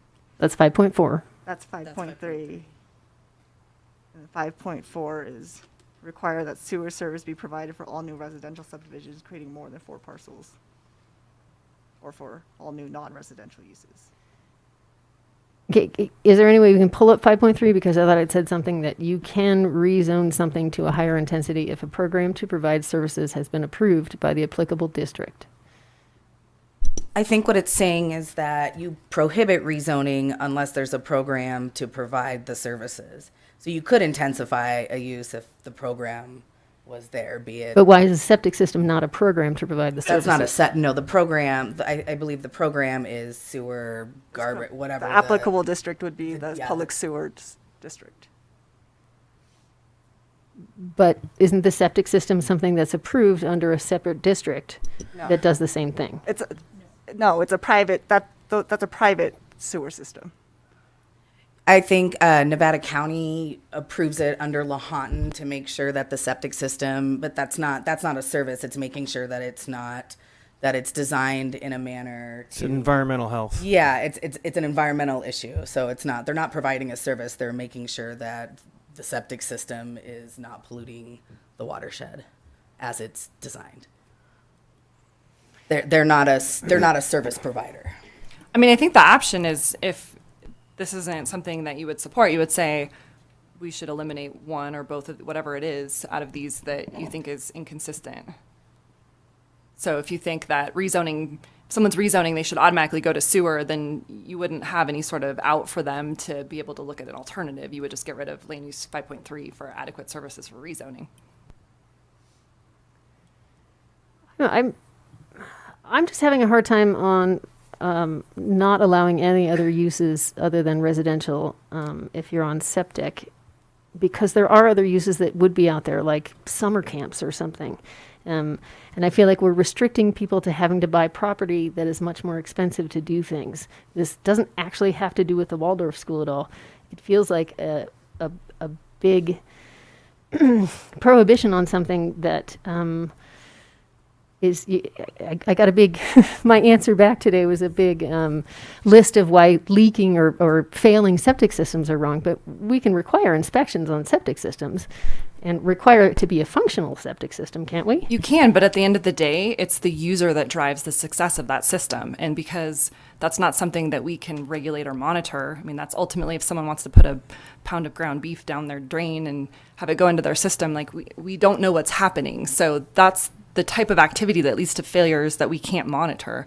So I think, from the town's 2025 general plan till now, there's always been an interest to move off of septic, in part because of failure and because of ultimately getting uses on sewer is in the community's best interest.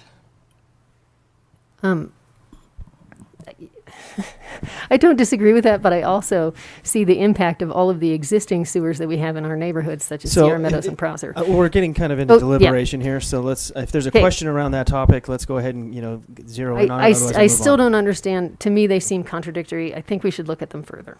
Moving on to. LU 7.1 talks about a range of uses and services in Yorger. It also talks about daycare, which we know is limited to impossible. I believe you should remove that reference to daycare. They can only have less than 14 students.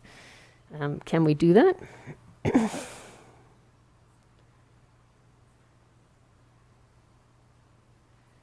I want to ask a question about LU 8.7 multifamily unit size. So LU 8.7. So specific to LU 7.1, there are portions of the Georgia Ranch specific plan where a daycare could be allowed, and those are the areas that are outside of the airport restrictions. So There are areas that are outside of that restriction? right. So there's the parcel on Hope Court. There's sort of the area where the winery was. The RMW property is out. So there's still remaining developable land where okay. that could be feasible. I appreciate that. Thank you for that clarification. Okay, so now my question is about multifamily unit size. So this policy LU 8.7 says limit the maximum average living area to 1,000 square feet per unit. So my question is, won't this do more to limit units to 1 or 2 bedrooms than to provide needed housing? Wouldn't a bedroom to size scale make more sense? I mean, this is directly out of the Innovate Gateway process and the strategies that were developed in coordination with Bay Area Economics. So they did a full review. We don't have Jamie here to kind of explain the history of that project, but they did a full assessment of what unit types and sizes would be something that we should target within the Gateway area, and this is what they developed. And the idea is that it's an average of 1,000, so that you could have a larger range that's a little bit bigger and a little bit smaller to get to the average of 1,000. Okay, so do you personally think that that would make it more likely to have more bedrooms? I mean, we've seen a variety, honestly, in that size. I mean, we have Glenshire homes that are that size that are 3 bedrooms. So it depends on ultimately what a developer wants to kind of put together. But I think the flexibility comes in that wording of maximum average. Okay, thank you.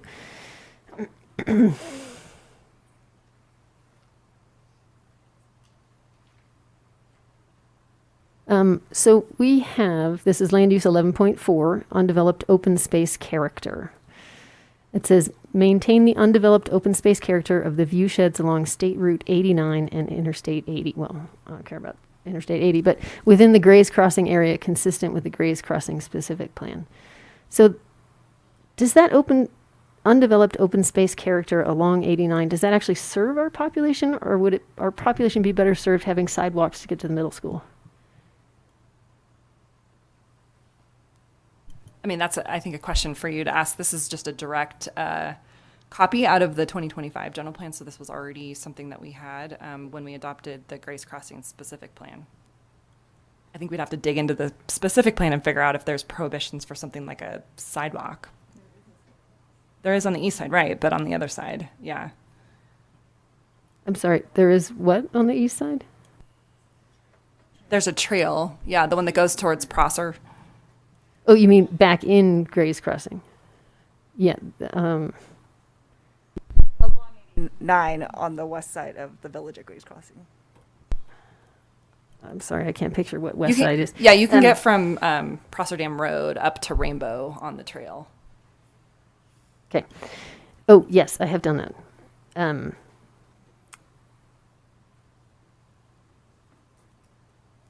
I'll come back to that. I did have a question about the buildings at 45 years old.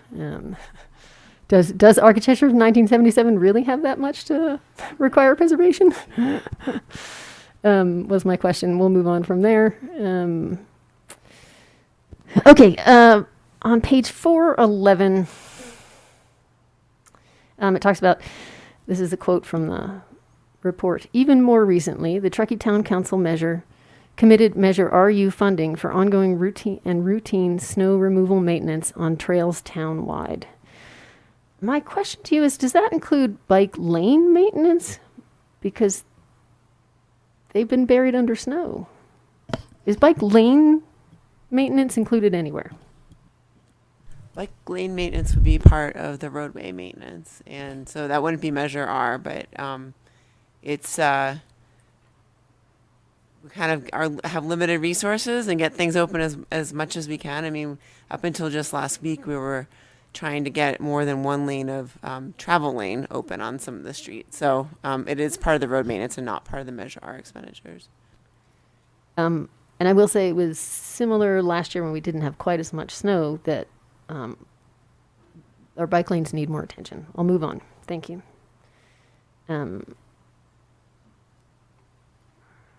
Okay, page 4-19, transportation demand management. It talks about parking discounts. How does a parking discount discourage personal vehicle usage? What does that mean?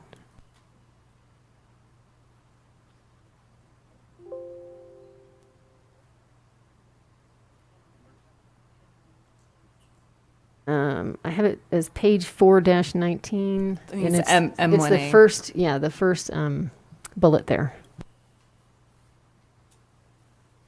Is that a typo? What does that mean? I mean, I think parking discounts would be something that would be applicable to like a carpool vehicle or something like that, not just a blanket discount for anyone that wants to park at any time. Can we make a note to sort of define what that is, because it doesn't make sense in the context of discouraging personal automobile usage? Well, but I think that's what would happen as part of creation. We would implement that action. So as part of that, we would be creating this transportation demand management program. And those are some of the things that we could talk about. But when we get into that actual implementation, we would go in and figure out what all these things mean or what else we want to add or take away from it. Okay, fair enough. Now, page 423, M-2.9, mid-block crosswalks. We mentioned having them near intensive commercial, medical, and office areas. We already have some at the high school and the elementary school, but there are other schools that don't have mid-block crosswalks. Should that be added? So your suggestion is to add schools into that M2.9? Yeah, can we add schools in I there? think that's a reasonable add. That would be delightful. Thank you.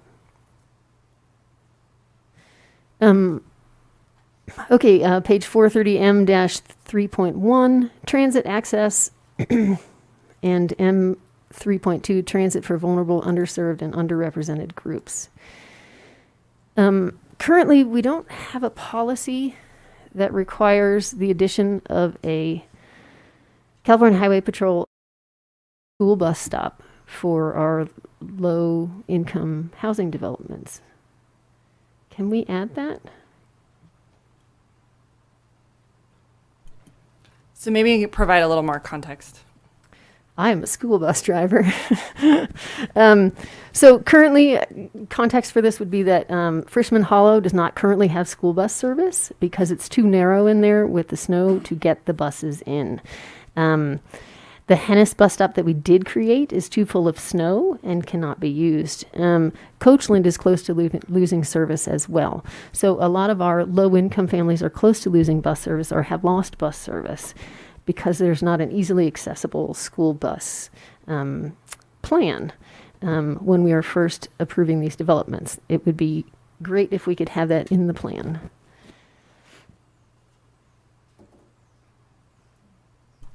I think we can have a discussion internally about that because, I mean, there's a difference between there's not adequate snow removal and I agree.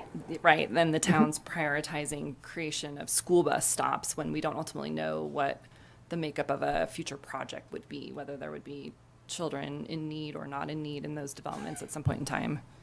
I mean, my understanding is the school district kind of adapts the school bus stops, based on student populations and needs, and ability to get buses into wherever the safest location is that's closest to those students. So I guess the question is, But if we could require, as part of our general plan, that one is planned in the development of a low-income or affordable housing project, yeah, we can look into it. I think we great. can look at a way to try and address that in some capacity. That would be super. Thank you so much. So 4-41, policy or M 5.2 streetscape quality improvements. Conspicuously missing in our streetscape quality improvements is the possibility for street trees. Can we add it in here? Ironically, the picture has trees embedded in the sidewalk within 5 feet of the edge of the road. So that's M 5.2.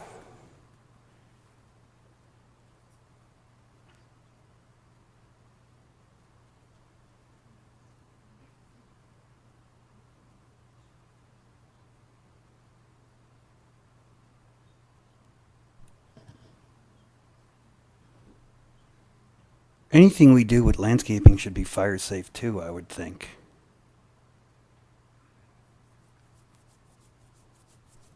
Engineering counterparts, do you have any thoughts on? I think we can add some language to include street trees. I mean, it's not always appropriate to provide street trees, but we can add With some approval. language to encourage it. I think really appreciate that. Thank you so much.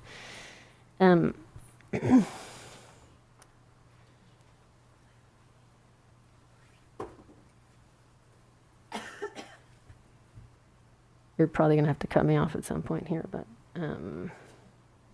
I mean, I think, a lot of the stuff we can continue to talk about tomorrow, things that you feel are important and, any language changes that you might want to see, but let's just try and, stick to just clarifying questions if you have any more. Or if we also have time later this evening too, we can go back to questions. Sure. I think Okay. we were just trying to Yeah. target 7 for public comment if we Yep. can.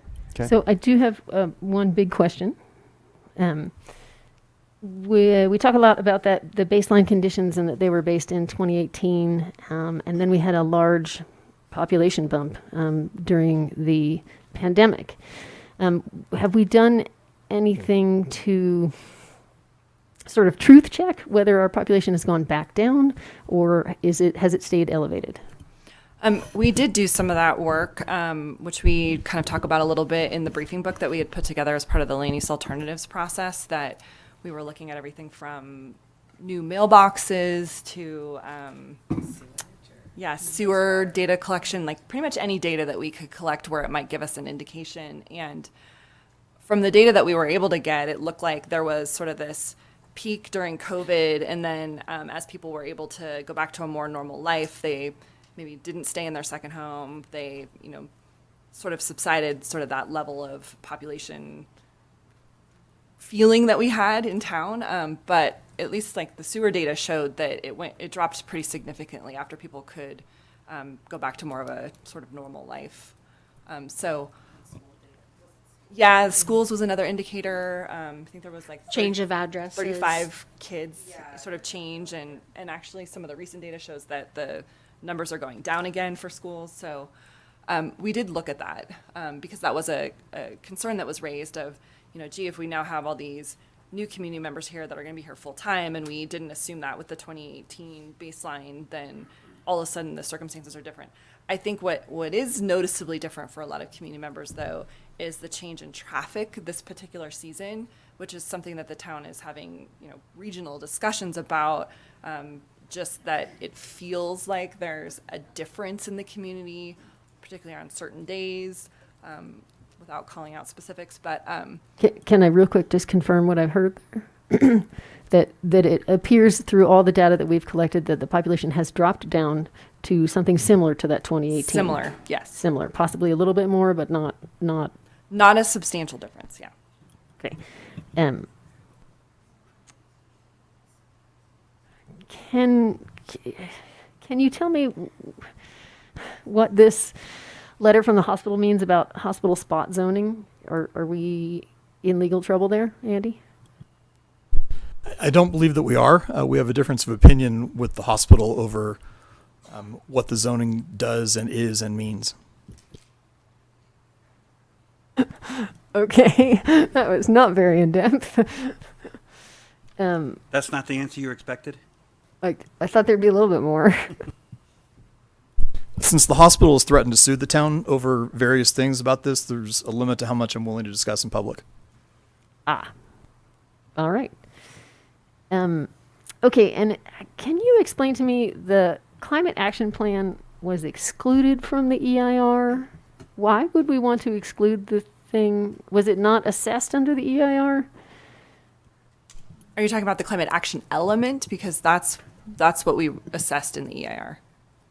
We don't have a climate action plan. The council, when they first created the general plan update as something that they wanted to work on, they decided we would look at doing a climate action plan, and then through the process changed that to a climate action element, which was looked at in the EIR.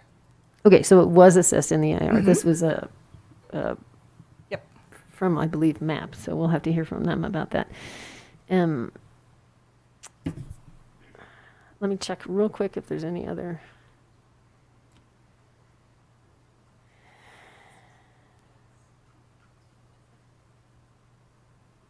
There's so many other. I don't know where to draw the line. So, oh no, I think that's the other. Hold on. That's the downtown plan. I'll hold that for now. So, Susie, I've got a couple of questions. Why don't I jump into my questions and you can go ahead and figure out what your top priority questions are there? I might even be good, but yeah. Okay. Oh, you think so? Okie doke. Okay. Overarching questions, really, just for me. Once a general plan is adopted, what does it look like to make changes to it? It's pretty similar to the process that we're going through right now.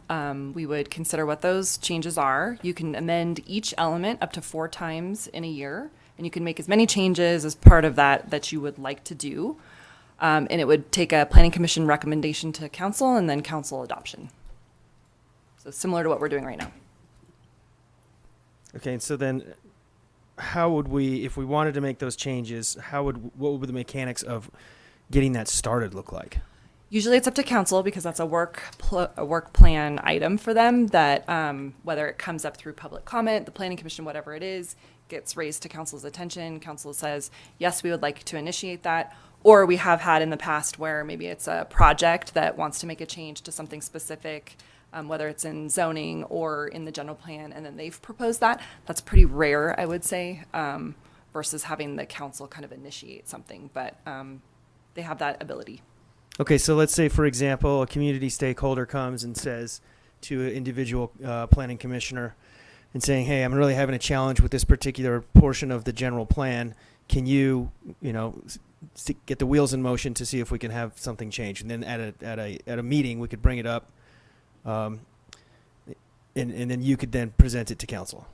You guys could request to have that agendized so that you could formulate your ideas about it. There's public opportunity to make comments, and then you could forward that as your planning commission recommendation to council of what action you think they should do, and then that puts that in their court to decide if they want to prioritize that or put it back on sort of whoever asked the question for them to pursue it.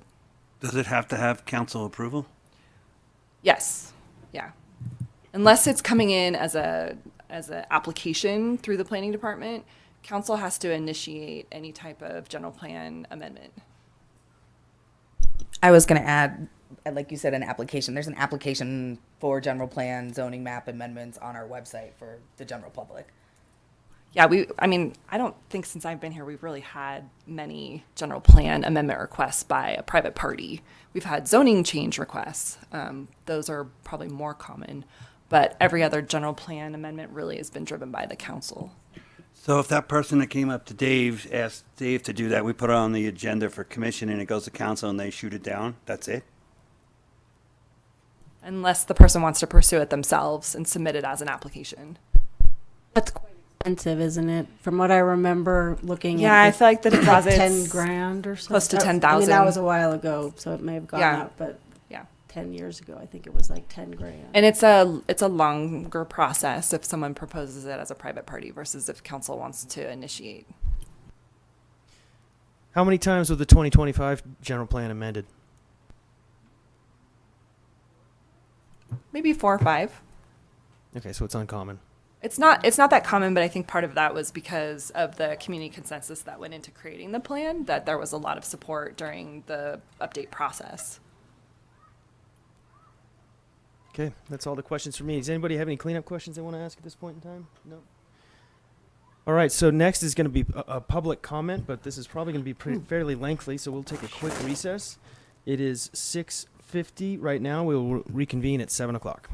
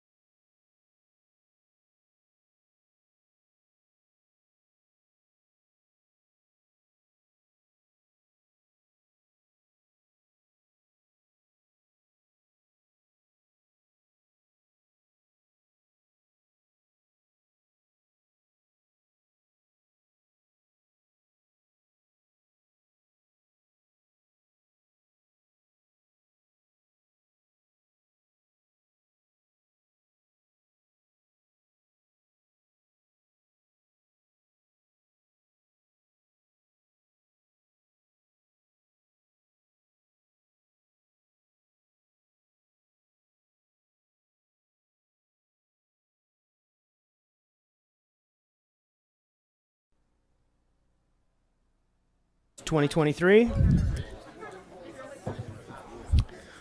All right. At this point, we're going to be moving into public comment. I'm expecting that quite a few of you have something to say, so please go ahead and queue up in line behind the podium there. And go ahead and start. You'll have 3 minutes, and please state your name prior to making your comments. Hello, my name is Ruth Cross. I have lived in Truckee for over 50 years and was part of the founding of the town. And I also participated, and I am extremely disappointed that this plan that is being presented does not represent a lot of what the community wants. I support the goals and objectives of MAP for the Truckee 2040 General Plan. It is extremely disappointing to me as a longtime Truckee resident and participating in all the workshops, not any of my views and objectives were listened to. Each time I talk to a town representative, I ask that all projects that are currently approved but not built be included in the current plan, so we could look at all projects, both current and future, and all of them go through a comprehensive EIR. I believe there are 6 major projects. We need a traditional EIR plan with accountability built into it. A self-mitigating EIR is not acceptable. The 2040 plan, in my opinion, does not show how our infrastructure, such as traffic, parking, and safety, will support the projected growth in the new plan, nor what will be needed once the immense projected regional growth comes to fruition. What are we doing to our future generations? There is not adequate support in the plan for the homeless, disadvantaged, and seniors. I saw no mention of the approximately 1,000 grow houses and 1,600 short-term rentals that are currently in our neighborhoods. These 2 issues must be addressed. Is there a plan to move the grow houses along with the businesses on West River Street to a more appropriate area? What is the plan for the short-term rentals? 2,600 houses are being used for financial objectives that could be used by families and support a healthy and productive quality of life. And please do not accept the 2040 plan without the amendments requested by MAP, and please think about the issues I have expressed. It is more important for future generations that whatever time is needed to get everyone on board and proud of this plan is worth it. Thanks. Thank you, Mrs. Cross.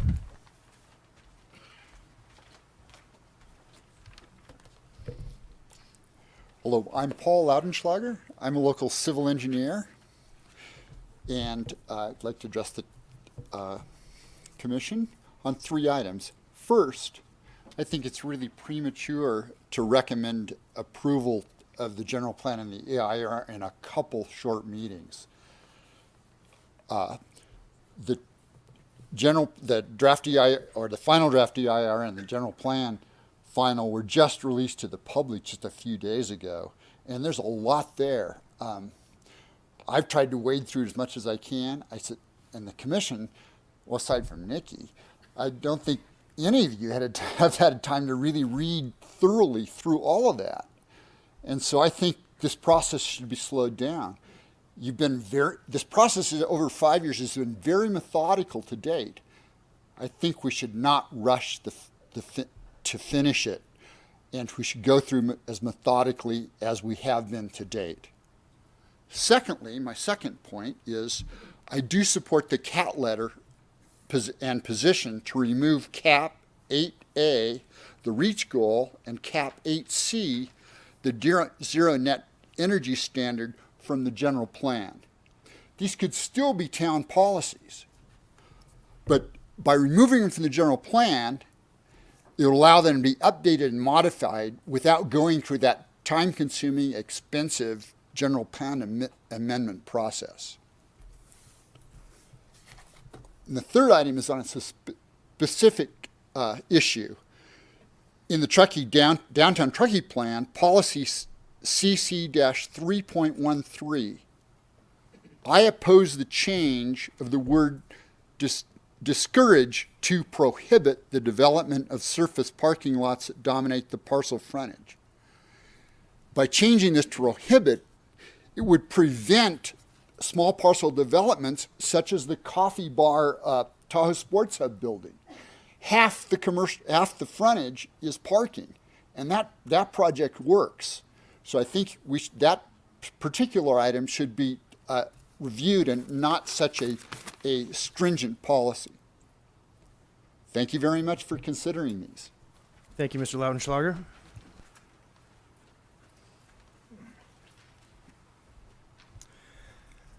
I'm Ralph Godon, a longtime resident. Just had a clarification question, I guess. There's a mobility and noise element. I don't quite sure why the two are together, but in mobility's talked about, noise is not covered, it seems like. And then also my question is there a piece in the plan that also covers lighting? It seems like lighting and noise would be a category, mobility a separate one. Anyway, just some questions to get some clarification on. Thank you. Thank you, Mr. Godin.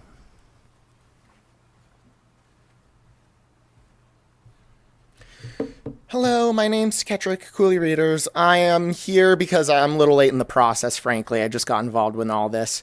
But I think that we should add back the appropriateness measure for LU 2.4. We have to think about where we put housing. Quality is just as important as quality. Just throwing housing wherever without consideration of where schools are, what the population is going to be, is very important. Furthermore, I think that the clear cutting should be in the EIR. I believe that's section 4.3, or no, 4.2 in forestry. That needs to be added because there's no other policy. 6.3 is not strong enough. All the other policies surrounding that language is not strong enough, so keep that language. Finally, from what I've been hearing, apparently this draft was just let go. I get it, you guys have been working for hours, you spent days doing this. But when it breaks down to this process does not need to be rushed. We already spent 5 years. Just because we're almost there doesn't mean that we need to quickly type it up and finish it. So my thought is that we should spend more time, give the public more time to marinate on this, see what happens. So ultimately, just don't quickly approve this. I think we should have more meetings. We should have more time for more stakeholders to be involved, more time for information to come out. I get it. There has been time, but people normally get involved late in the process. So it's important to give those people a chance to speak, to read through the document, to decide what they like, what they dislike. So I do not propose that you approve it tomorrow or whenever you guys approve it. Wait until more people have been involved. Wait until the people can speak, because you guys work for the people. You guys, I believe you were elected. I could be wrong. But yeah, but my point is that spend some time doing this. Anyways, I've been rambling on enough. Thank you so much. Thank you, Kettrick.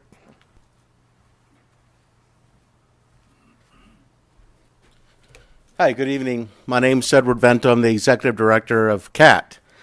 That's the Contractors Association of Truckee, Tahoe. Chairman Gove, members of the commission, thank you for your time tonight and for your consideration of all the comments and all the suggestions put forth tonight. And again, special thank you to the staff. I know y'all are working hard on this, and you've got to listen to everyone's opinions all day. I get it. I appreciate you. Thank you. Just yesterday, March 20th, I sent a letter to the commission outlining just 2 items in the general plan update that Kat thought were important to point out. There's more, but for the sake of brevity, and so I only have 3 minutes, and you only have so much time to read a letter. I don't want you there all night reading it. We kept it short, and we limited the commentary to just those 2 items, and then to two responses that we received from staff. We ask you that you consider the comments and the suggestions in the letter, as this letter was crafted with expert opinions of over 35 years experience, and by a committee of 10 plus with a combined experience of over 250 years once you add it all up. The points that we have made are taken from those combined 250 years of experience. We ask you to please consider these arguments and come to the same thoughtful conclusions as these professionals have. Simply put, while in black and white, these policies outlines sound great, and they come from a good place, in reality they are largely untenable in today's environment and in the near future, since most of these are affected by the nature that surrounds us and in some cases harms the very environment we wish to protect. So, not to mention that they are also inconsistent with some of the goals the plan seeks to achieve. Once again, I thank you for your consideration of our requests. Thank you everyone for being here. And again, thanks to staff. That's all I've got. I've got copies of the letter. If anybody's interested in getting a copy, I'll leave them out there. Thank you very much. Thank you, Mr. Vento. Good evening, everyone. Stephanie Olivieri, Truckee. I have to say that I'm so disappointed in the decision to continue and perpetuate industrial along West River Street on both sides of the highway, on the river side and the area from the highway to the Union Pacific Railroad tracks. Basically, we are leaving that with status quo. It apparently was too much trouble to try to imagine something better for it. Housing, not industrial uses. We've got, I think it's land use 9.4, create improved industrial setting between West River and the UP Railroad. This is an area in this community that has the most remarkable opportunity for housing. Its location, it's an underutilized site, it's perfect for housing. And we're just going to continue using it and encouraging industrial throughout that entire area. I think that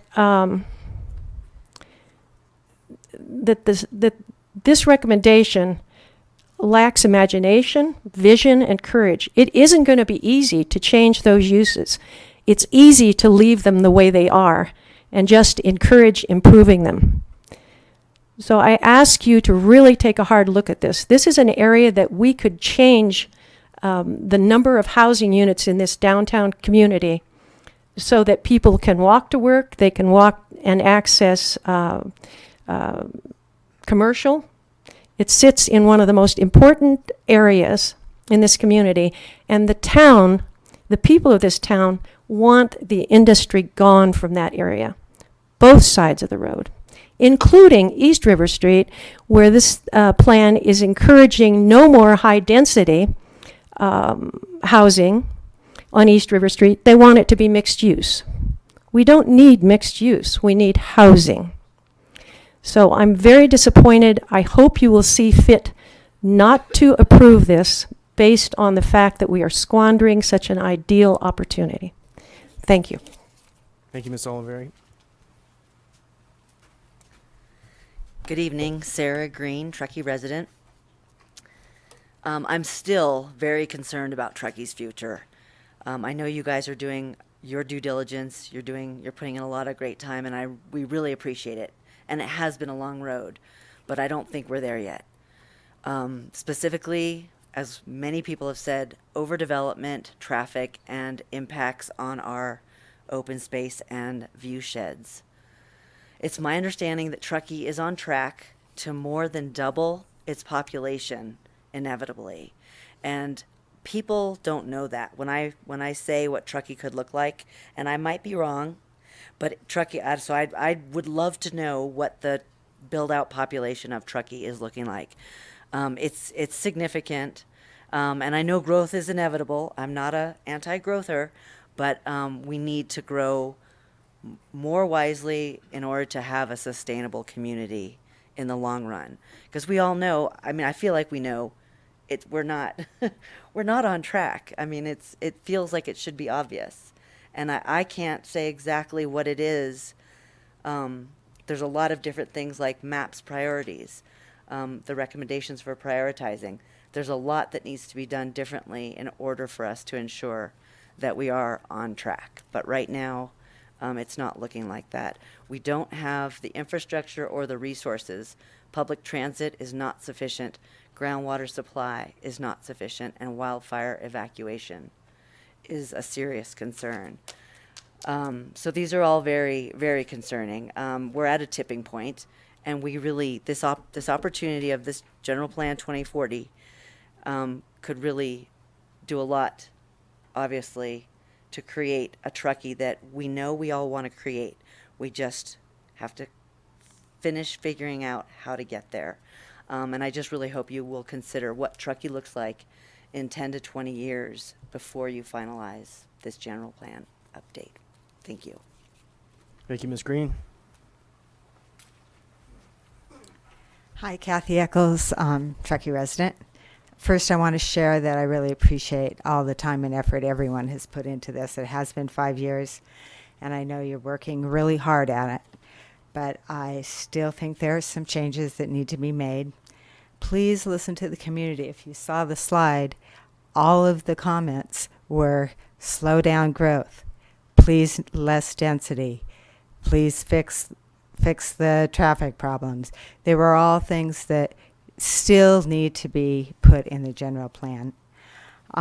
We don't want an overcrowded base camp for tourists. We want an authentic town where the day-to-day lives of people in the community are valued.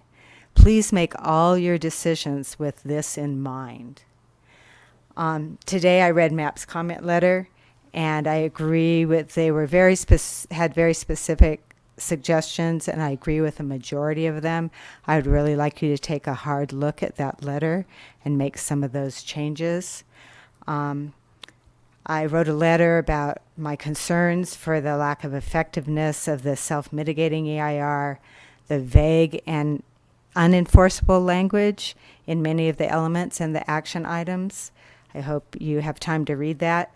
So right now I'd just like to talk about density.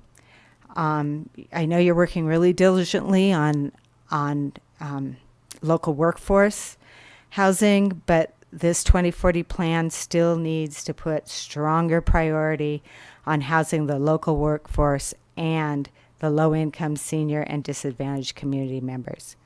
When the master plan and the specific plans, as well as the focus areas, are all taken into consideration, the cumulative effect of those density designations will result in extreme negative effects on the natural environment, including our water supply, overcrowding, traffic, town character, all of it.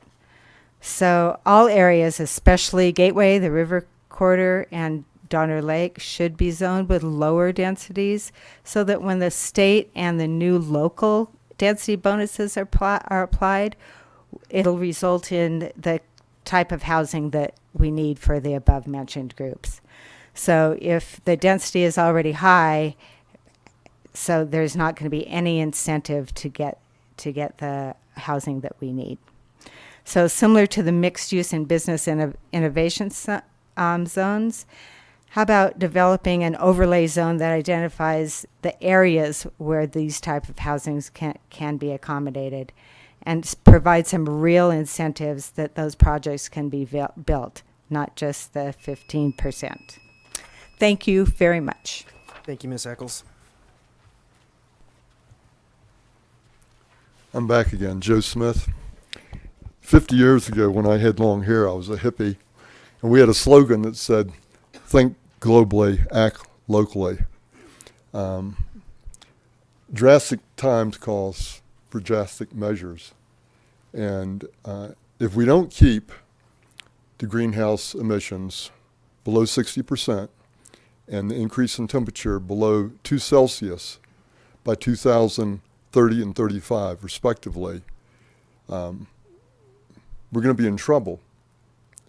I think the recommendations MAP has made go a long way to addressing climate concerns. What I noticed at the very beginning, and I'm not sure if it was done numerically on purpose in terms of the priorities, but it's not atypical. 14th on there was climate change. climate change, every single thing that we do here affects climate change. Every single thing, all of it, everything you talked about tonight. And I know it's not easy, and I appreciate all the work you're doing, because I know it's not simple at all. It's hard to have a sort of a soft landing here or thread the needle, but that's what's required. So in terms of acting locally, just think about, is this going to actually solve the problem, or is it going to be part of the problem?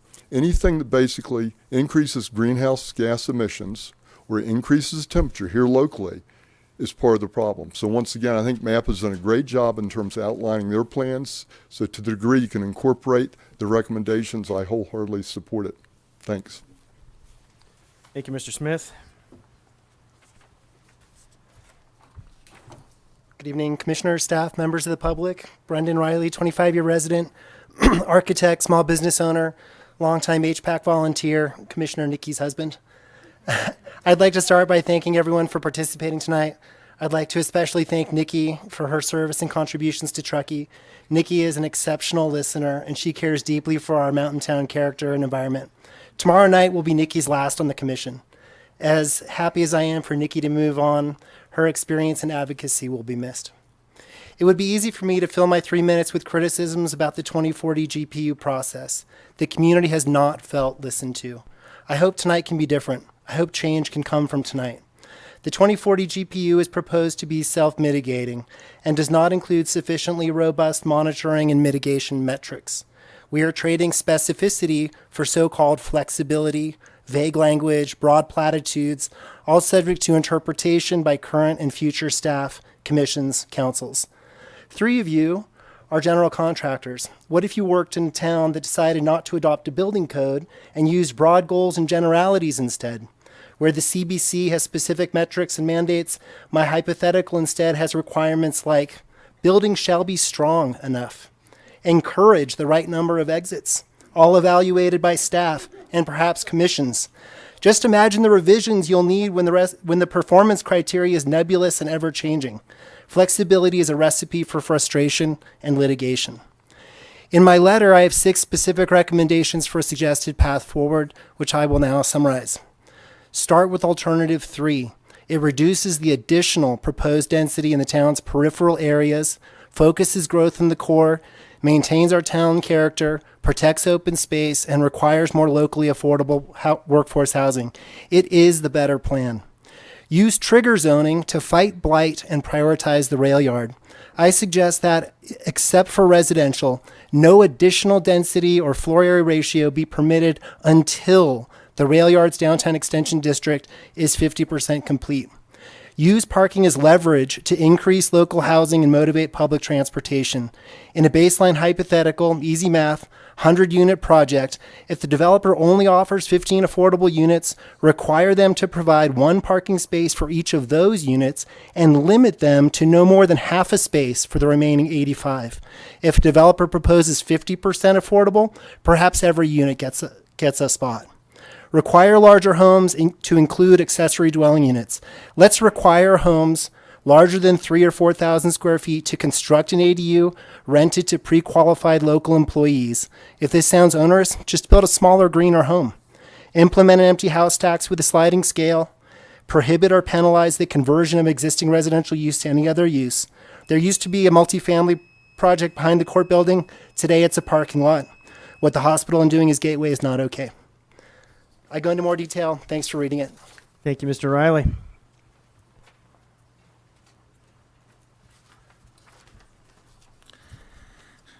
Nikki, I'm sorry you're leaving.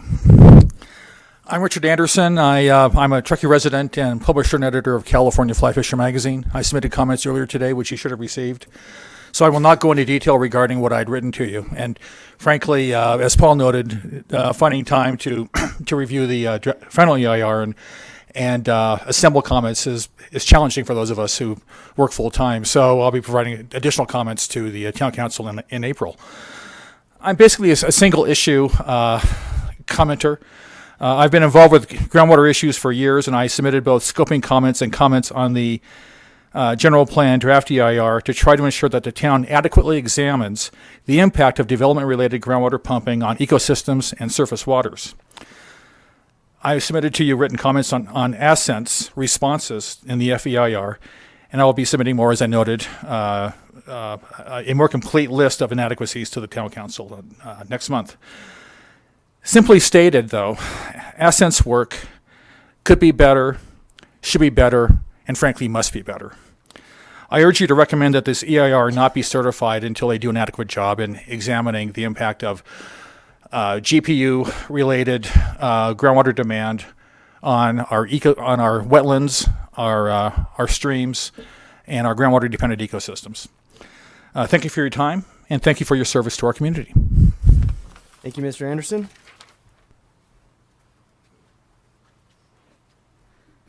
Hello, I'm Erin Dodd, Membership Manager at Mountain Area Preservation, and I would like to give my time to our Advocacy Director, Sophia Heydrich. I hope that's okay. I'm still in a few extra minutes here. Good evening, Planning Commissioners, town staff, and members of the public. Sophia Heydrich, Advocacy Director, Mountain Area Preservation. Thank you for the opportunity to provide comments on the final Truckee 2040 General Plan and the final Environmental Impact Report. I will focus my comments tonight on the general plan. There's a lot of information here, so I will be keeping it pretty high level. MAP submitted very thorough comments earlier today. I hope you've had a chance to review them. I know that I am newer to the MAP team, and I haven't been involved since 2018, as many of you have in this room. But I know that MAP has been advocating for the same topic since the very beginning. Preservation of open space, particularly in cases where lands have been inappropriately zoned for high-density development, where they should be preserved for wildlife or natural resource purposes like Upper MacGyver. Prioritization of workforce housing. We all know that this community is in a housing crisis. The people who work here simply cannot afford to live here, many of them. Strong climate policies. Climate change, in my opinion, and how we choose to rise to this occasion, rise to this challenge, or not, will be the defining issue of our time. Preservation of community character, scenic view sheds, and the mountain way of life that defines Truckee. Thorough consideration of wildfire risks, emergency evacuation scenarios to build a more resilient community. And then finally, prioritization of environmental justice and inclusion of marginalized community members both in the general plan update process and then in the plan policies and priorities itself. So how does the final plan do at meeting these goals? For us, it still has a long way to go. The plan does contain a lot of great information, some solid policies. It does prioritize numerous actions that we support. We did try to outline some of the positives in our letter earlier today. However, what the plan lacks is community buy-in. There is just generally too much density proposed and no focus or prioritization of specific plan areas that the community has already supported. And when I talk to folks in this community, I've talked to a lot of the people in here tonight, and I think people have mentioned it, they don't feel listened to, they don't feel heard. That's a problem in a general plan. This should be the community's vision moving forward. The plan lacks specificity and realistic timelines. Many of the policies, I think they sound pretty good, but how will they be implemented? Where will the funding come from? When will they be complete? And what does successful implementation actually look like? Shouldn't we be making SMART goals, specific, measurable, achievable, realistic, and time-bound? Many of the policies and action items outlined in this plan are not. The plan lacks updated baseline data. Okay, that's the end of Ms. Dodd's time. Please reset the timer. Thank you. The plan lacks updated baseline data. We're still looking at this process through a 2018 lens, and I know that there has been some analysis on this, but I do think that those of us who live and work in Truckee, we feel a change, and we can sit here and pretend like, we're not sitting in traffic for 4 hours on 89, or we don't know what that feels like, but things are different, and I feel like we've got to figure out a way to capture that and really think about the baseline data to make a plan that works for us, that works for this community. The plan doesn't meet 2040 climate goals. It doesn't provide a real strategy for protecting open space. That transfer of development rights program, it might be developed sometime down the line. We don't know when. It doesn't include a workforce housing zoning overlay. It doesn't prioritize disadvantaged community members, and it doesn't thoroughly address evacuation planning. To be fair, I do want to be fair. I know that a significant amount of work has gone into this and that there are a lot of policies and priorities actions that point to those topics, that do talk about addressing those topics at a later time. Maybe not all of them, but a lot of them. And that might be satisfying. That might be good enough for now, knowing that this has been a 5-year process and I know a lot of folks are ready to move on. It might be enough if we knew how they were going to be addressed and when they were going to be addressed, but we really don't. Again, many of the policies and actions are not specific or measurable, and it is surely not realistic to achieve 300 plus actions in the next 10 to 20 years. And I do question the timelines that have been outlined. So tonight, we are asking the Planning Commission to not recommend approval of the general plan. We are asking that you recommend that the consultants go back to the drawing board and start to fill in some of the gaps that I've outlined. I do think that there is an opportunity here to have a plan that the community supports, the community is behind, and to have a vision for Truckee that really represents where this community is at. And so I hope you'll take that into consideration as you make your recommendations tonight. I did briefly want to ask a couple of questions just because they came up earlier.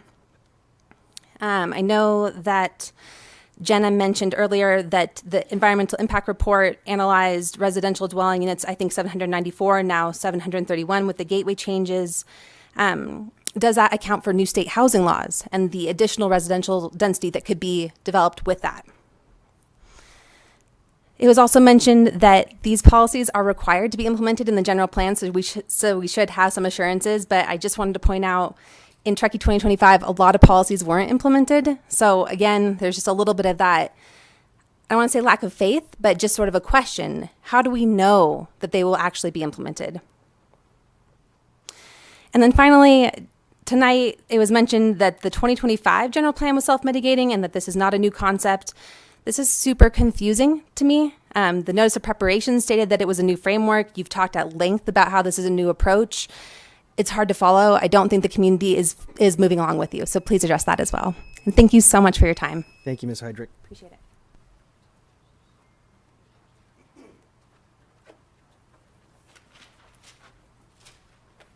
Hello, I'm Tansy Maxfield, and I'm giving my 3 minutes to her.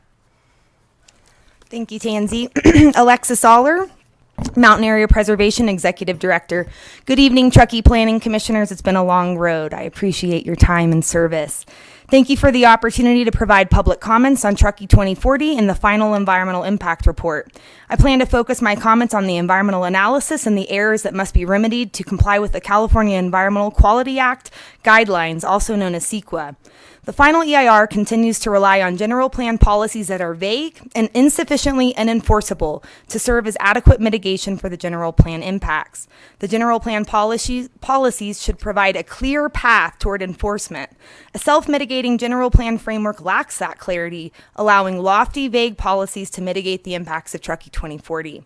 This bold, broad brush initiative to minimize the specificity to analyze or mitigate the impacts diminishes the function of CEQA.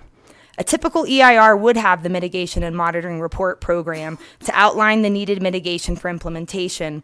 Now, as the final EIR has been released, we have a policy and action monitoring program, also you could call it a PAMP. It's been added to the final EIR, and it outlines a new program to prioritize and monitor the identified mitigation measures, but it's much less thorough. MAP finds the PAMP to be completely incomplete. It's lacking specificity required to make the findings that a mitigation plan has been included as a part of the project. The PAMP has no clear timeline, priorities, funding sources, or long-term plans for implementing mitigation after 2030. Most measures say ongoing, which we find hard to believe. What is the long-range mitigation plan of the PAMP? If the plan only extends to 2030, maybe Truckee 2040 should be called Truckee 2030, since the mitigation plan and the climate action plan only consider growth and development for the next 7 years. It feels like the PAMP is a sloppy attempt to cover up a huge gap in Truckee 2040, meaning no mitigation plan has been analyzed or tested.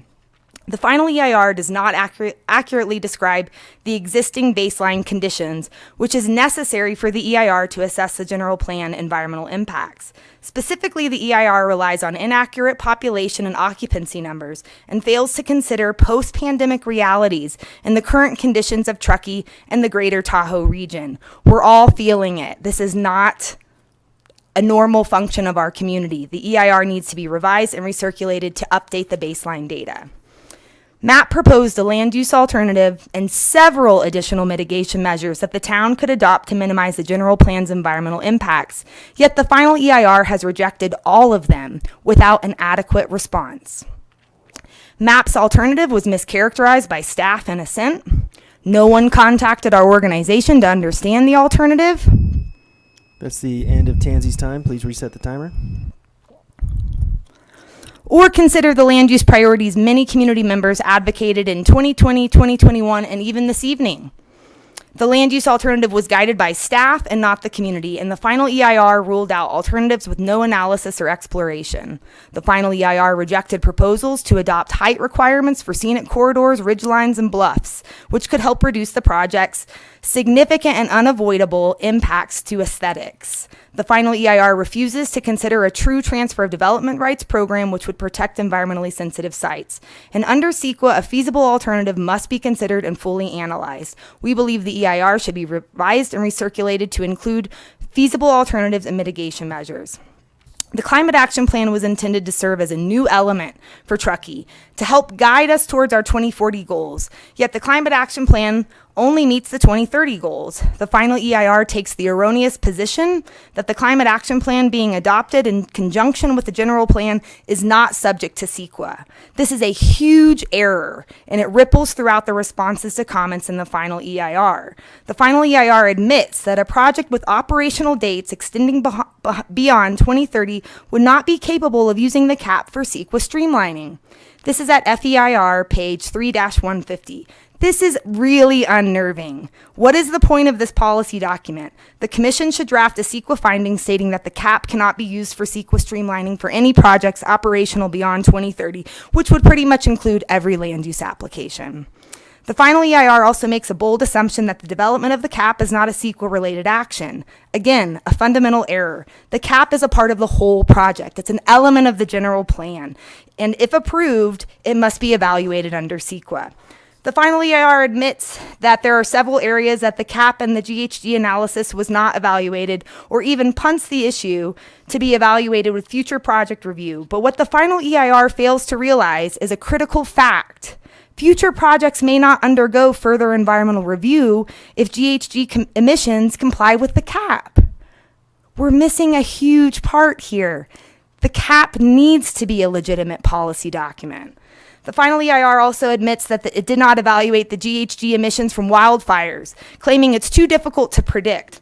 However, sufficient wildfire patterns have emerged in recent years, and wildfires are a major source of our greenhouse gas emissions that should not be overlooked. And at a bare minimum, known emissions to wildfires should be included in the EIR.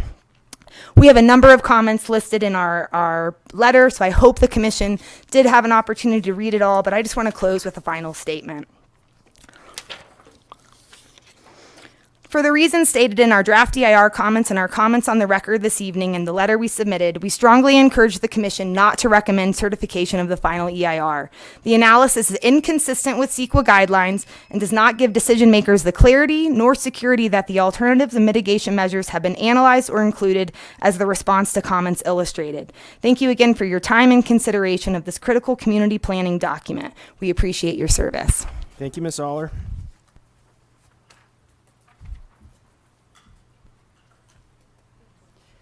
Hi, Lauren McCormick. I've lived here since '98, and you say that you're serving the community. Well, I can tell you that all of my friends are not happy with the growth. We're not happy with the traffic.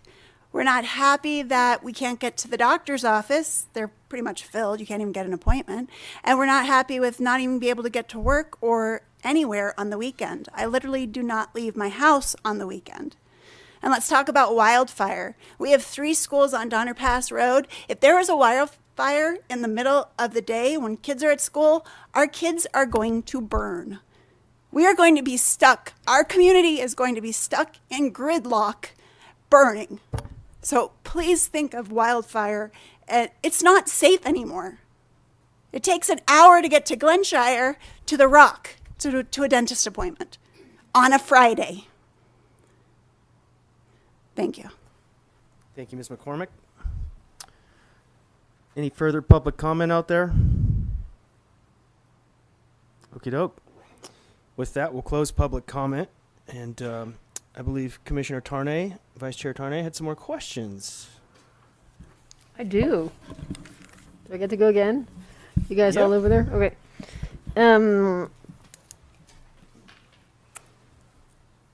Okay. A couple questions here. Not. Yeah. It appears that you said that the HPAC recommendations were incorporated into the downtown plan, but it doesn't. It didn't look to me like they were. Or is that up to us to incorporate them?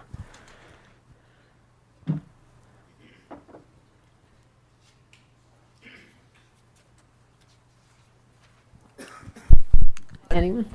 They were. I don't know how else to. They were. They were incorporated just as a blurb at the end. Is that what you mean? They weren't incorporated into the policies and stuff. There weren't any policy. There were some policy changes, especially with the in relation to the historic. Requiring more consideration for the historic character of the areas and the resources. So there was a few policies added to reflect those throughout. Okay, I was specifically thinking of the HPAC was not recommending trying to get the post office and the fire station to move, but that's still in the plan. That's still in the plan. They didn't provide any specific recommendation. They just forwarded a consideration to the council for them to consider as part of their changes. Okay, so the council will get that from them. It's not that we need to reiterate that or something. That's correct. We'll forward whatever their comments to council. Yeah, I mean, you could say as a commission, we support HPAC's recommendations so that council gets both. Can we go to table 2-2 of the downtown Truckee plan?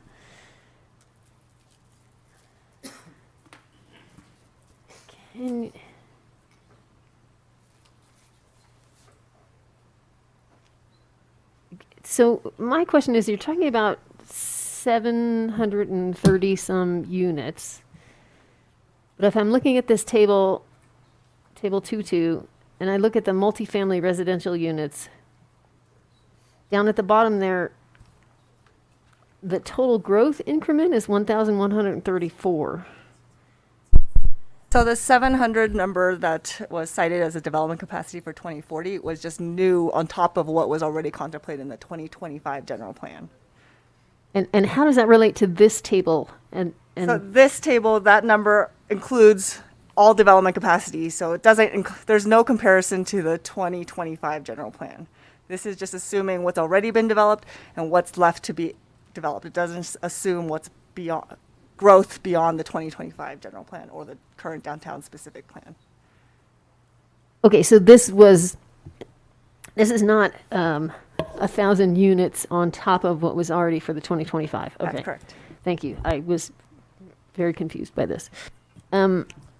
So for the rezoning of the SB2 properties, how did that work out? Did most of the property owners, were they pleased with where they landed? Was it not enough density? Does that make sense? Like there were proposed projects for Jaboom Street. Like, did it meet their needs or not? Well, so we really weren't, and this is why we had the independent analysis. So it wasn't about supporting or not supporting a proposed project. It was about what fit on their site or what type of units could have fit on site. Jaboom is happy. This is more in line of what they wanted because they had the downtown commercial parcel that brought their density down. There was only 4 units an acre there. DMU has 24 units an acre. So they are planning on coming in with a project if adopted as soon as the general plan is adopted. Let's see. And Underpass Road? So the Gateway property, no, I mean, I think he was hoping for like 80 units or I forget what, his project was also a pre-application, so it wasn't an actual project. And I think he would have liked more density. They, in the SB2 process, all the property owners had an opportunity to talk to the town council and kind of propose what they were hoping to see. I think he definitely would have preferred to have more density, but as council deliberated the site and what was appropriate on Donner Pass Road, he will still be getting more density, especially if he was to participate in that town density bonus program. Trying to go through, so I think there's some properties that council didn't move forward that wanted to move forward. So I would assume that they would have preferred to move forward. TTL was kind of ambivalent. I think that they were happy to be part of the process and to see where it went. Obviously, going from public facilities to anything increases development potential on their site, and it makes sense. They're in between downtown and the rail yard. High altitude, that's a town site. So I believe the town's happy that we have more ability to provide housing for our constituents. That just went up to 7 units or something? Is that what Yeah, I read? it's a really small site. So it went up to 7 or 12 with state density bonus. Oh, it did. Okay. Yeah. And it's, kind of in line with, there's a multifamily housing development right next to it that I think is 8. Let's see, the old Corp Yard, I think council was a little bit split on that one, but because of the airport compatibility zone, you'd have to change the airport plan, and obviously it's questionable about putting high density housing, in an area where there's a potential for conflict with the airport. I'm trying to think of off the top of my head. CHP, yeah, they prefer, I think they were a bit ambivalent. They were happy to have it match the zoning. I think it's a better project. It looks better for them on paper. They didn't need us to do that, but that was very helpful for us. Having that site rezoned actually allowed those units to be counted to some of our RENA numbers once they're built, because it'll actually be a site that housing was allowed on as opposed to a public facility site. Oh. And I think that might cover it all. Yeah, if you have any specific site questions. That covered it great. I really appreciate that. So there's a lot of talk tonight about how our public transit needs aren't being addressed and aren't being met in the general plan. Now, I attended the town council meeting that was a workshop for transportation type of thing. I couldn't make it for the whole thing, but I tried to get a sort of a synopsis from on a close dot afterwards. And I believe that she mentioned that this, moving forward at some point, there's a plan to go from 1 hour headways to half-hour headways. Is that correct? And is there a time frame for something like that? That is correct. Sorry. That is correct. That is called out in our short-range transit plan also. So there isn't a timeline right now. We're looking at some cost savings and efficiencies that might be realized as part of the microtransit program, and how to kind of configure the fixed route system, the Truckee local, to bring those down to half-hour headway. So right now we're constrained by the existing state and federal funds that we get to for the hour headways. But if there's savings that can be realized and efficiencies through the microtransit program, then we would bring those down to, that would be one of our first recommendations, to bring those down to half hour. And can I follow up on that? The efficiencies that you're talking about is that we were able to eliminate the dial-a-ride and fold that in with the microtransit, and therefore we have that funding from the dial-a-ride. Is that correct? That is correct. That is one of the things we're looking at right now. There's 2 different contractors. So there's funding that's allocated to one contractor that was procured through federal procurement. Our microtransit operator has not been procured through federal procurement, just the town's procurement process. So they are not, that service cannot be funded right now with federal dollars. So now that the information is coming back on the feasibility of microtransit, we can go to our federal and state partners and show that this is a viable transportation or transit model in terms of microtransit and how to roll those other services into it. Okay, I have 2 more questions about this, and thank you so much for answering this. My first question is, you said it's a short-term plan, but there's no timeline. Short-term sort of gives some sort of boundaries, doesn't it? So yes, it's just that is an industry term. Short-range transit plan is a 5-year, 1 to 5 year, what you would do in those 1 to 5 years with funding that you can realistically, which is referred to as reasonably foreseeable funding.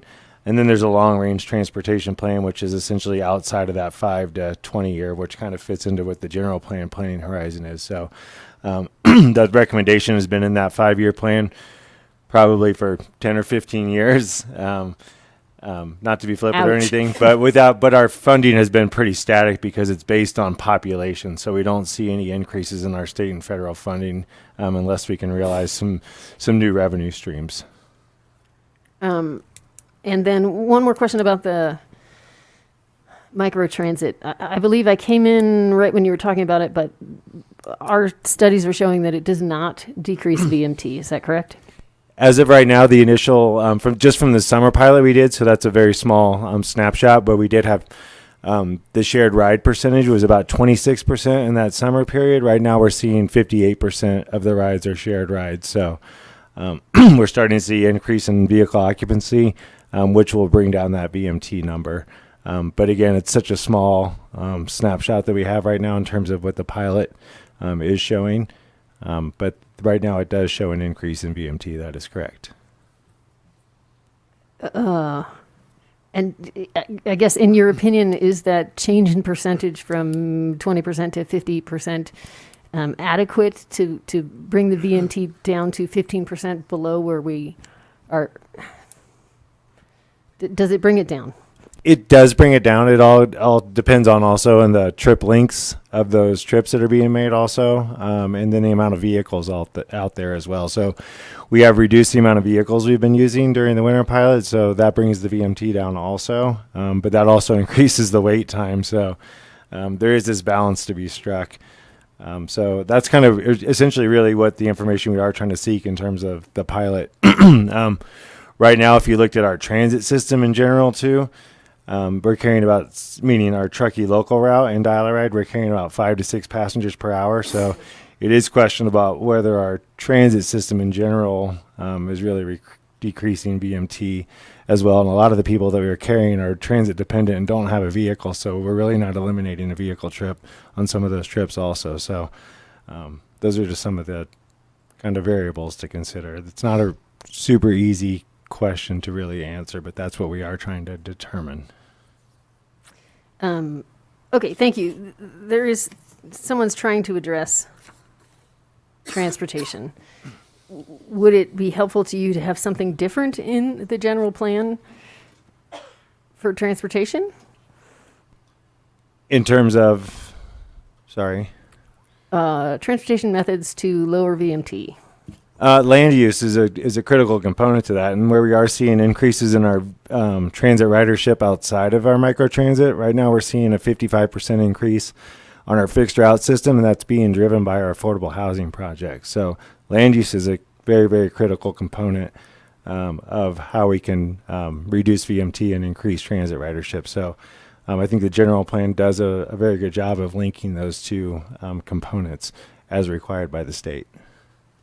I'm sorry, am I understanding that you're saying basically that land use, meaning some higher densities, is what drives transit use? Correct. So that helps us design our system and our headways, reducing headways and making sure that those transit services, the way they're designed, can meet higher density populations and trip purposes and during the AM, PM peak, during commute times and things like that. So all of that does build into a more efficient transit system.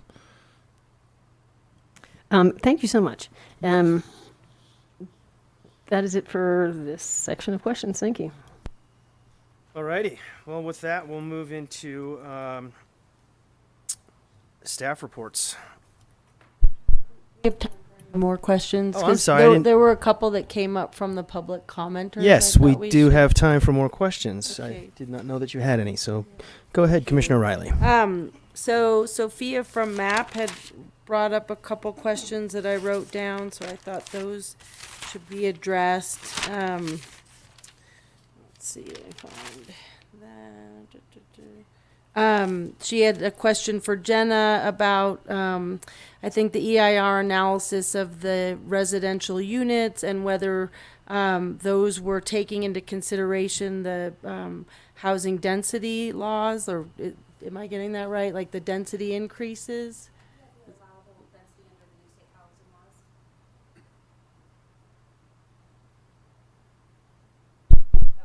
No. Yes, I mean, state density bonus is inherently exempt. The state doesn't look at it. They don't necessarily, they don't evaluate the impacts of density bonus. Okay. Let's see, I know you had two questions, and now I'm, maybe I didn't write them both down. Did you have two questions, and you could come up to, is it okay if she comes up to the podium to ask? Because I wrote one down, and I thought she had two, and I'm not seeing that. Yeah, I don't think we're gonna get the public back up to the podium at this point right now. See if I can. So, and then I guess that raises the issue or a question about density. The housing numbers we're looking at are like baseline numbers. They don't take into consideration any density bonuses or increase. This is kind of the baseline. No, I think the only one that there's some discussion of is through the corridor mixed use, where there's potential for increase through the Truckee density bonus. Okay. The future Truckee density bonus. And then we're looking at population numbers throughout this process for full-time residents, people who say Truckee is their full-time home. Is that correct? Yeah. That's correct. So we're not. We've kind of talked about this, and we can talk about this tomorrow. But we're kind of looking at half the picture because we have, our baseline is typically 50% vacant. So we're looking at the numbers we're using in our analysis and assessment are roughly half of a full units full at any given time. I mean, in terms of density, it's just per unit. Are you asking about like the EIR analysis for traffic, or? I'm kind of overall kind of population numbers, occupancy numbers, like, what our analysis is looking at. Because what my takeaway from all of the analysis and readings and numbers in the charts has been, we're looking at the population of Truckee as a full-time population, and which is also known as 50% of the units are occupied, because 100% of the units are not full-time residents. I think in terms of impact, yes, I think that's generally the assumption we use in terms of population projections and vacancy rates. Okay. And then my other question was why, and I had raised this with council members Zabriskie some time ago, wondering why the Planning Commission was not involved at all in the analysis of the SB2 sites, given that our background, we're all planners, developers, contractors, builders, architects, designers. That's why we're on the Planning Commission. I'm not aware that anyone on the council, I don't believe anyone has that background. I know Lindsay has worked with the county. But so I'm just curious why for some of us, we're kind of new to this analysis and kind of looking at these projections and putting this information forward, and I just wonder, why wasn't the Planning Commission part of that process? So I can answer that. So it was planned to be part of the process. The process and you are part of the process right now. So the process was pre-COVID. The idea was that all of this was going to happen in advance of the general plan. So we got to the point where council, and because council is spending contract dollars, grant funds, they were able to choose which sites should go into the CEQA determination. And they had ideas of what those parameters would be. Look at Gateway at 33 units, et cetera. Then we would have gone back from there and then taken it to Planning Commission with kind of the very brief overview I did tonight. Then you would have made a recommendation and it would have gone back to council for final.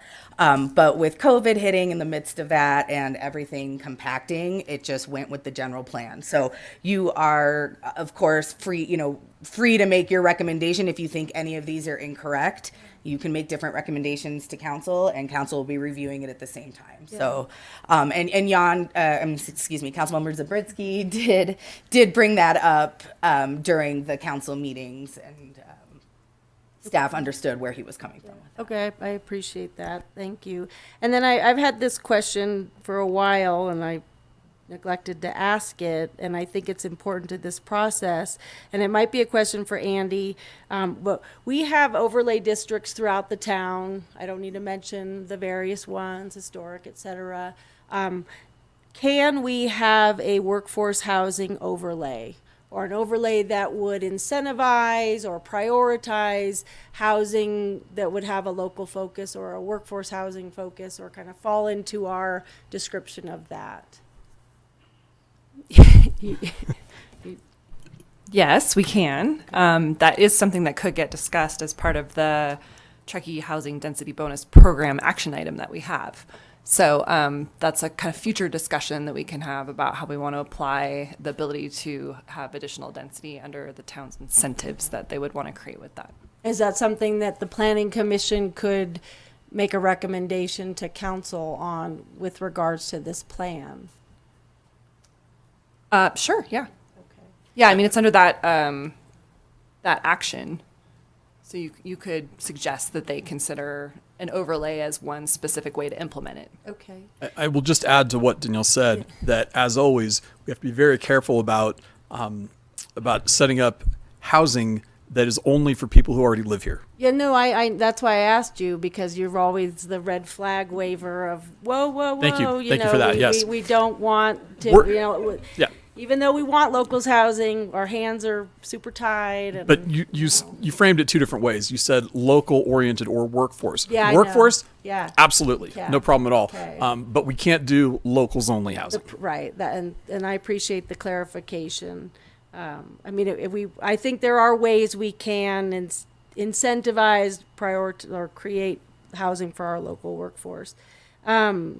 And then I was able to find in my notes, as I wrote quickly as everyone was speaking, Sophia had raised a question about the self-mitigating EIR, and that there was some confusion. I think this is helpful for a lot of the public commenters. A lot of the letters we've received have had questions. I also have had questions about this. It seems like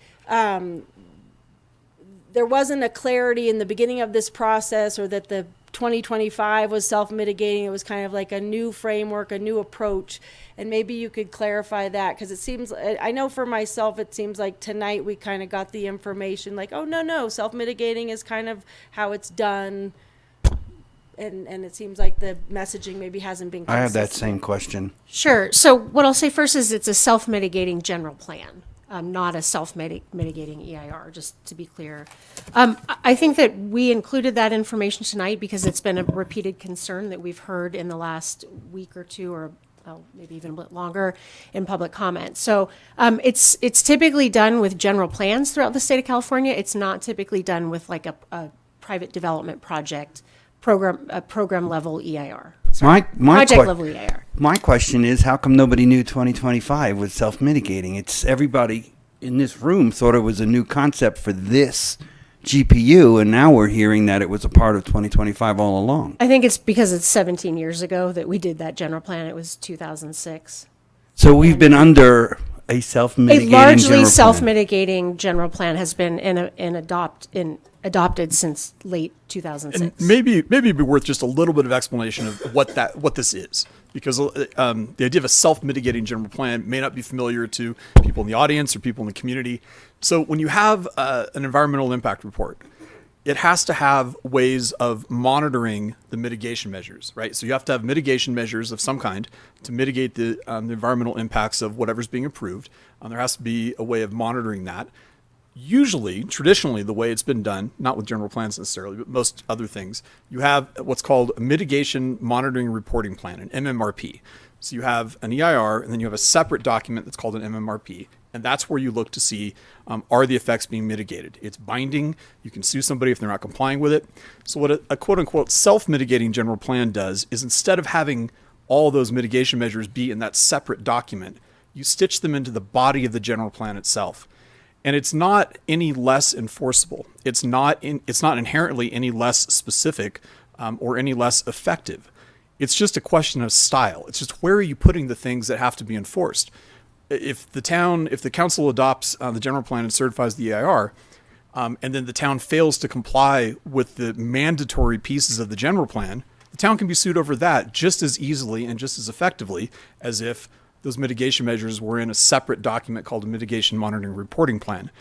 So from our perspective, and from the perspective of our consultants and our CEQA attorneys, it's not really any different. It's just a style question rather than an issue of substance. We don't think that this approach of putting everything into the general plan is less effective. We don't think it's less transparent. We don't think it's less protective of the environment than if we had stuck them in a separate document. But Do we currently have an MMRP right now from 2025? We do not. We have an implementation plan that was adopted in 2006, which is sort of what we're doing now through our biannual work programming, or sorry, not biannual, 2-year work program. And what we'll call, Alexis lovingly referred to as the PAMP. Can I ask a question here then? So, I'm sorry, Andy, you said that one could be sued for not complying with mandatory parts of the general plan. Yes. How do we know what parts are mandatory and what parts are pie in the sky wishful thinking? Because you can tell based on how they're written. There are some things that say the town will have a goal to, the town will try to, the town will endeavor to. That's so not try binding. to is mandatory? No, I'm saying that those are examples of language that is aspirational and not necessarily binding.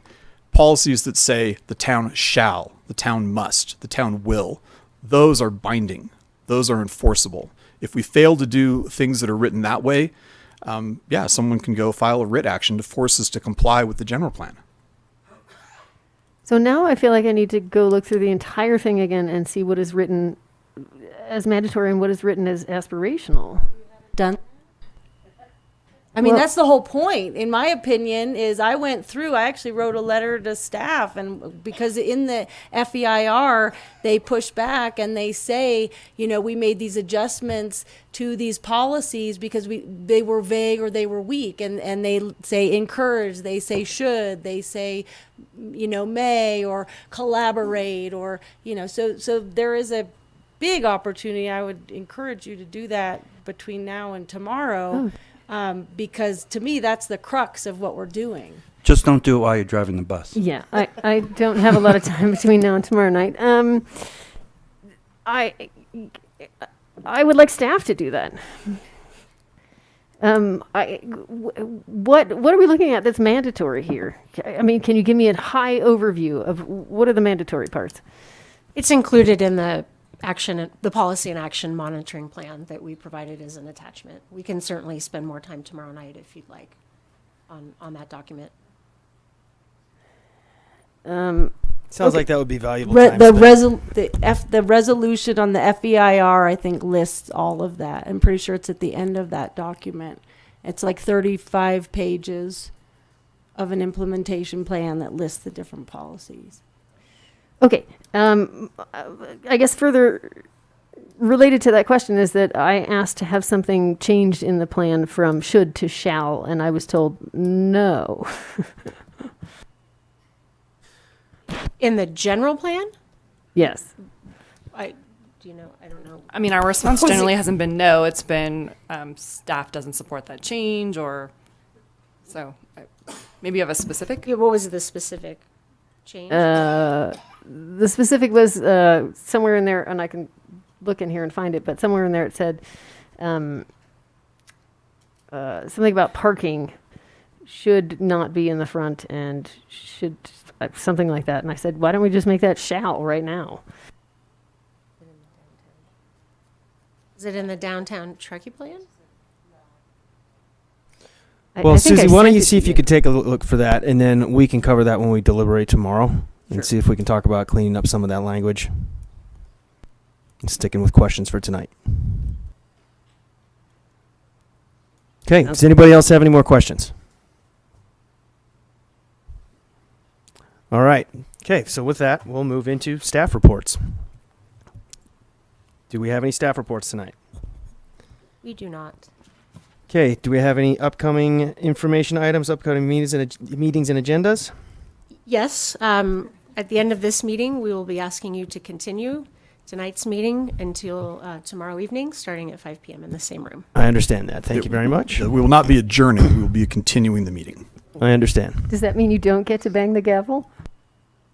We can continue and bang the gavel. Oh, darn. Where?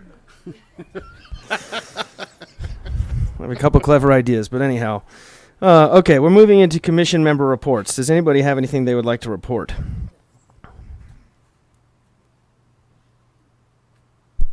I wanted to echo. I think it was Kathy Eccles. It might have been. I think it was Kathy, who had expressed this great admiration and appreciation for our public works. And I too, I want to just. I'm so appreciative of everything that's been done. I mean,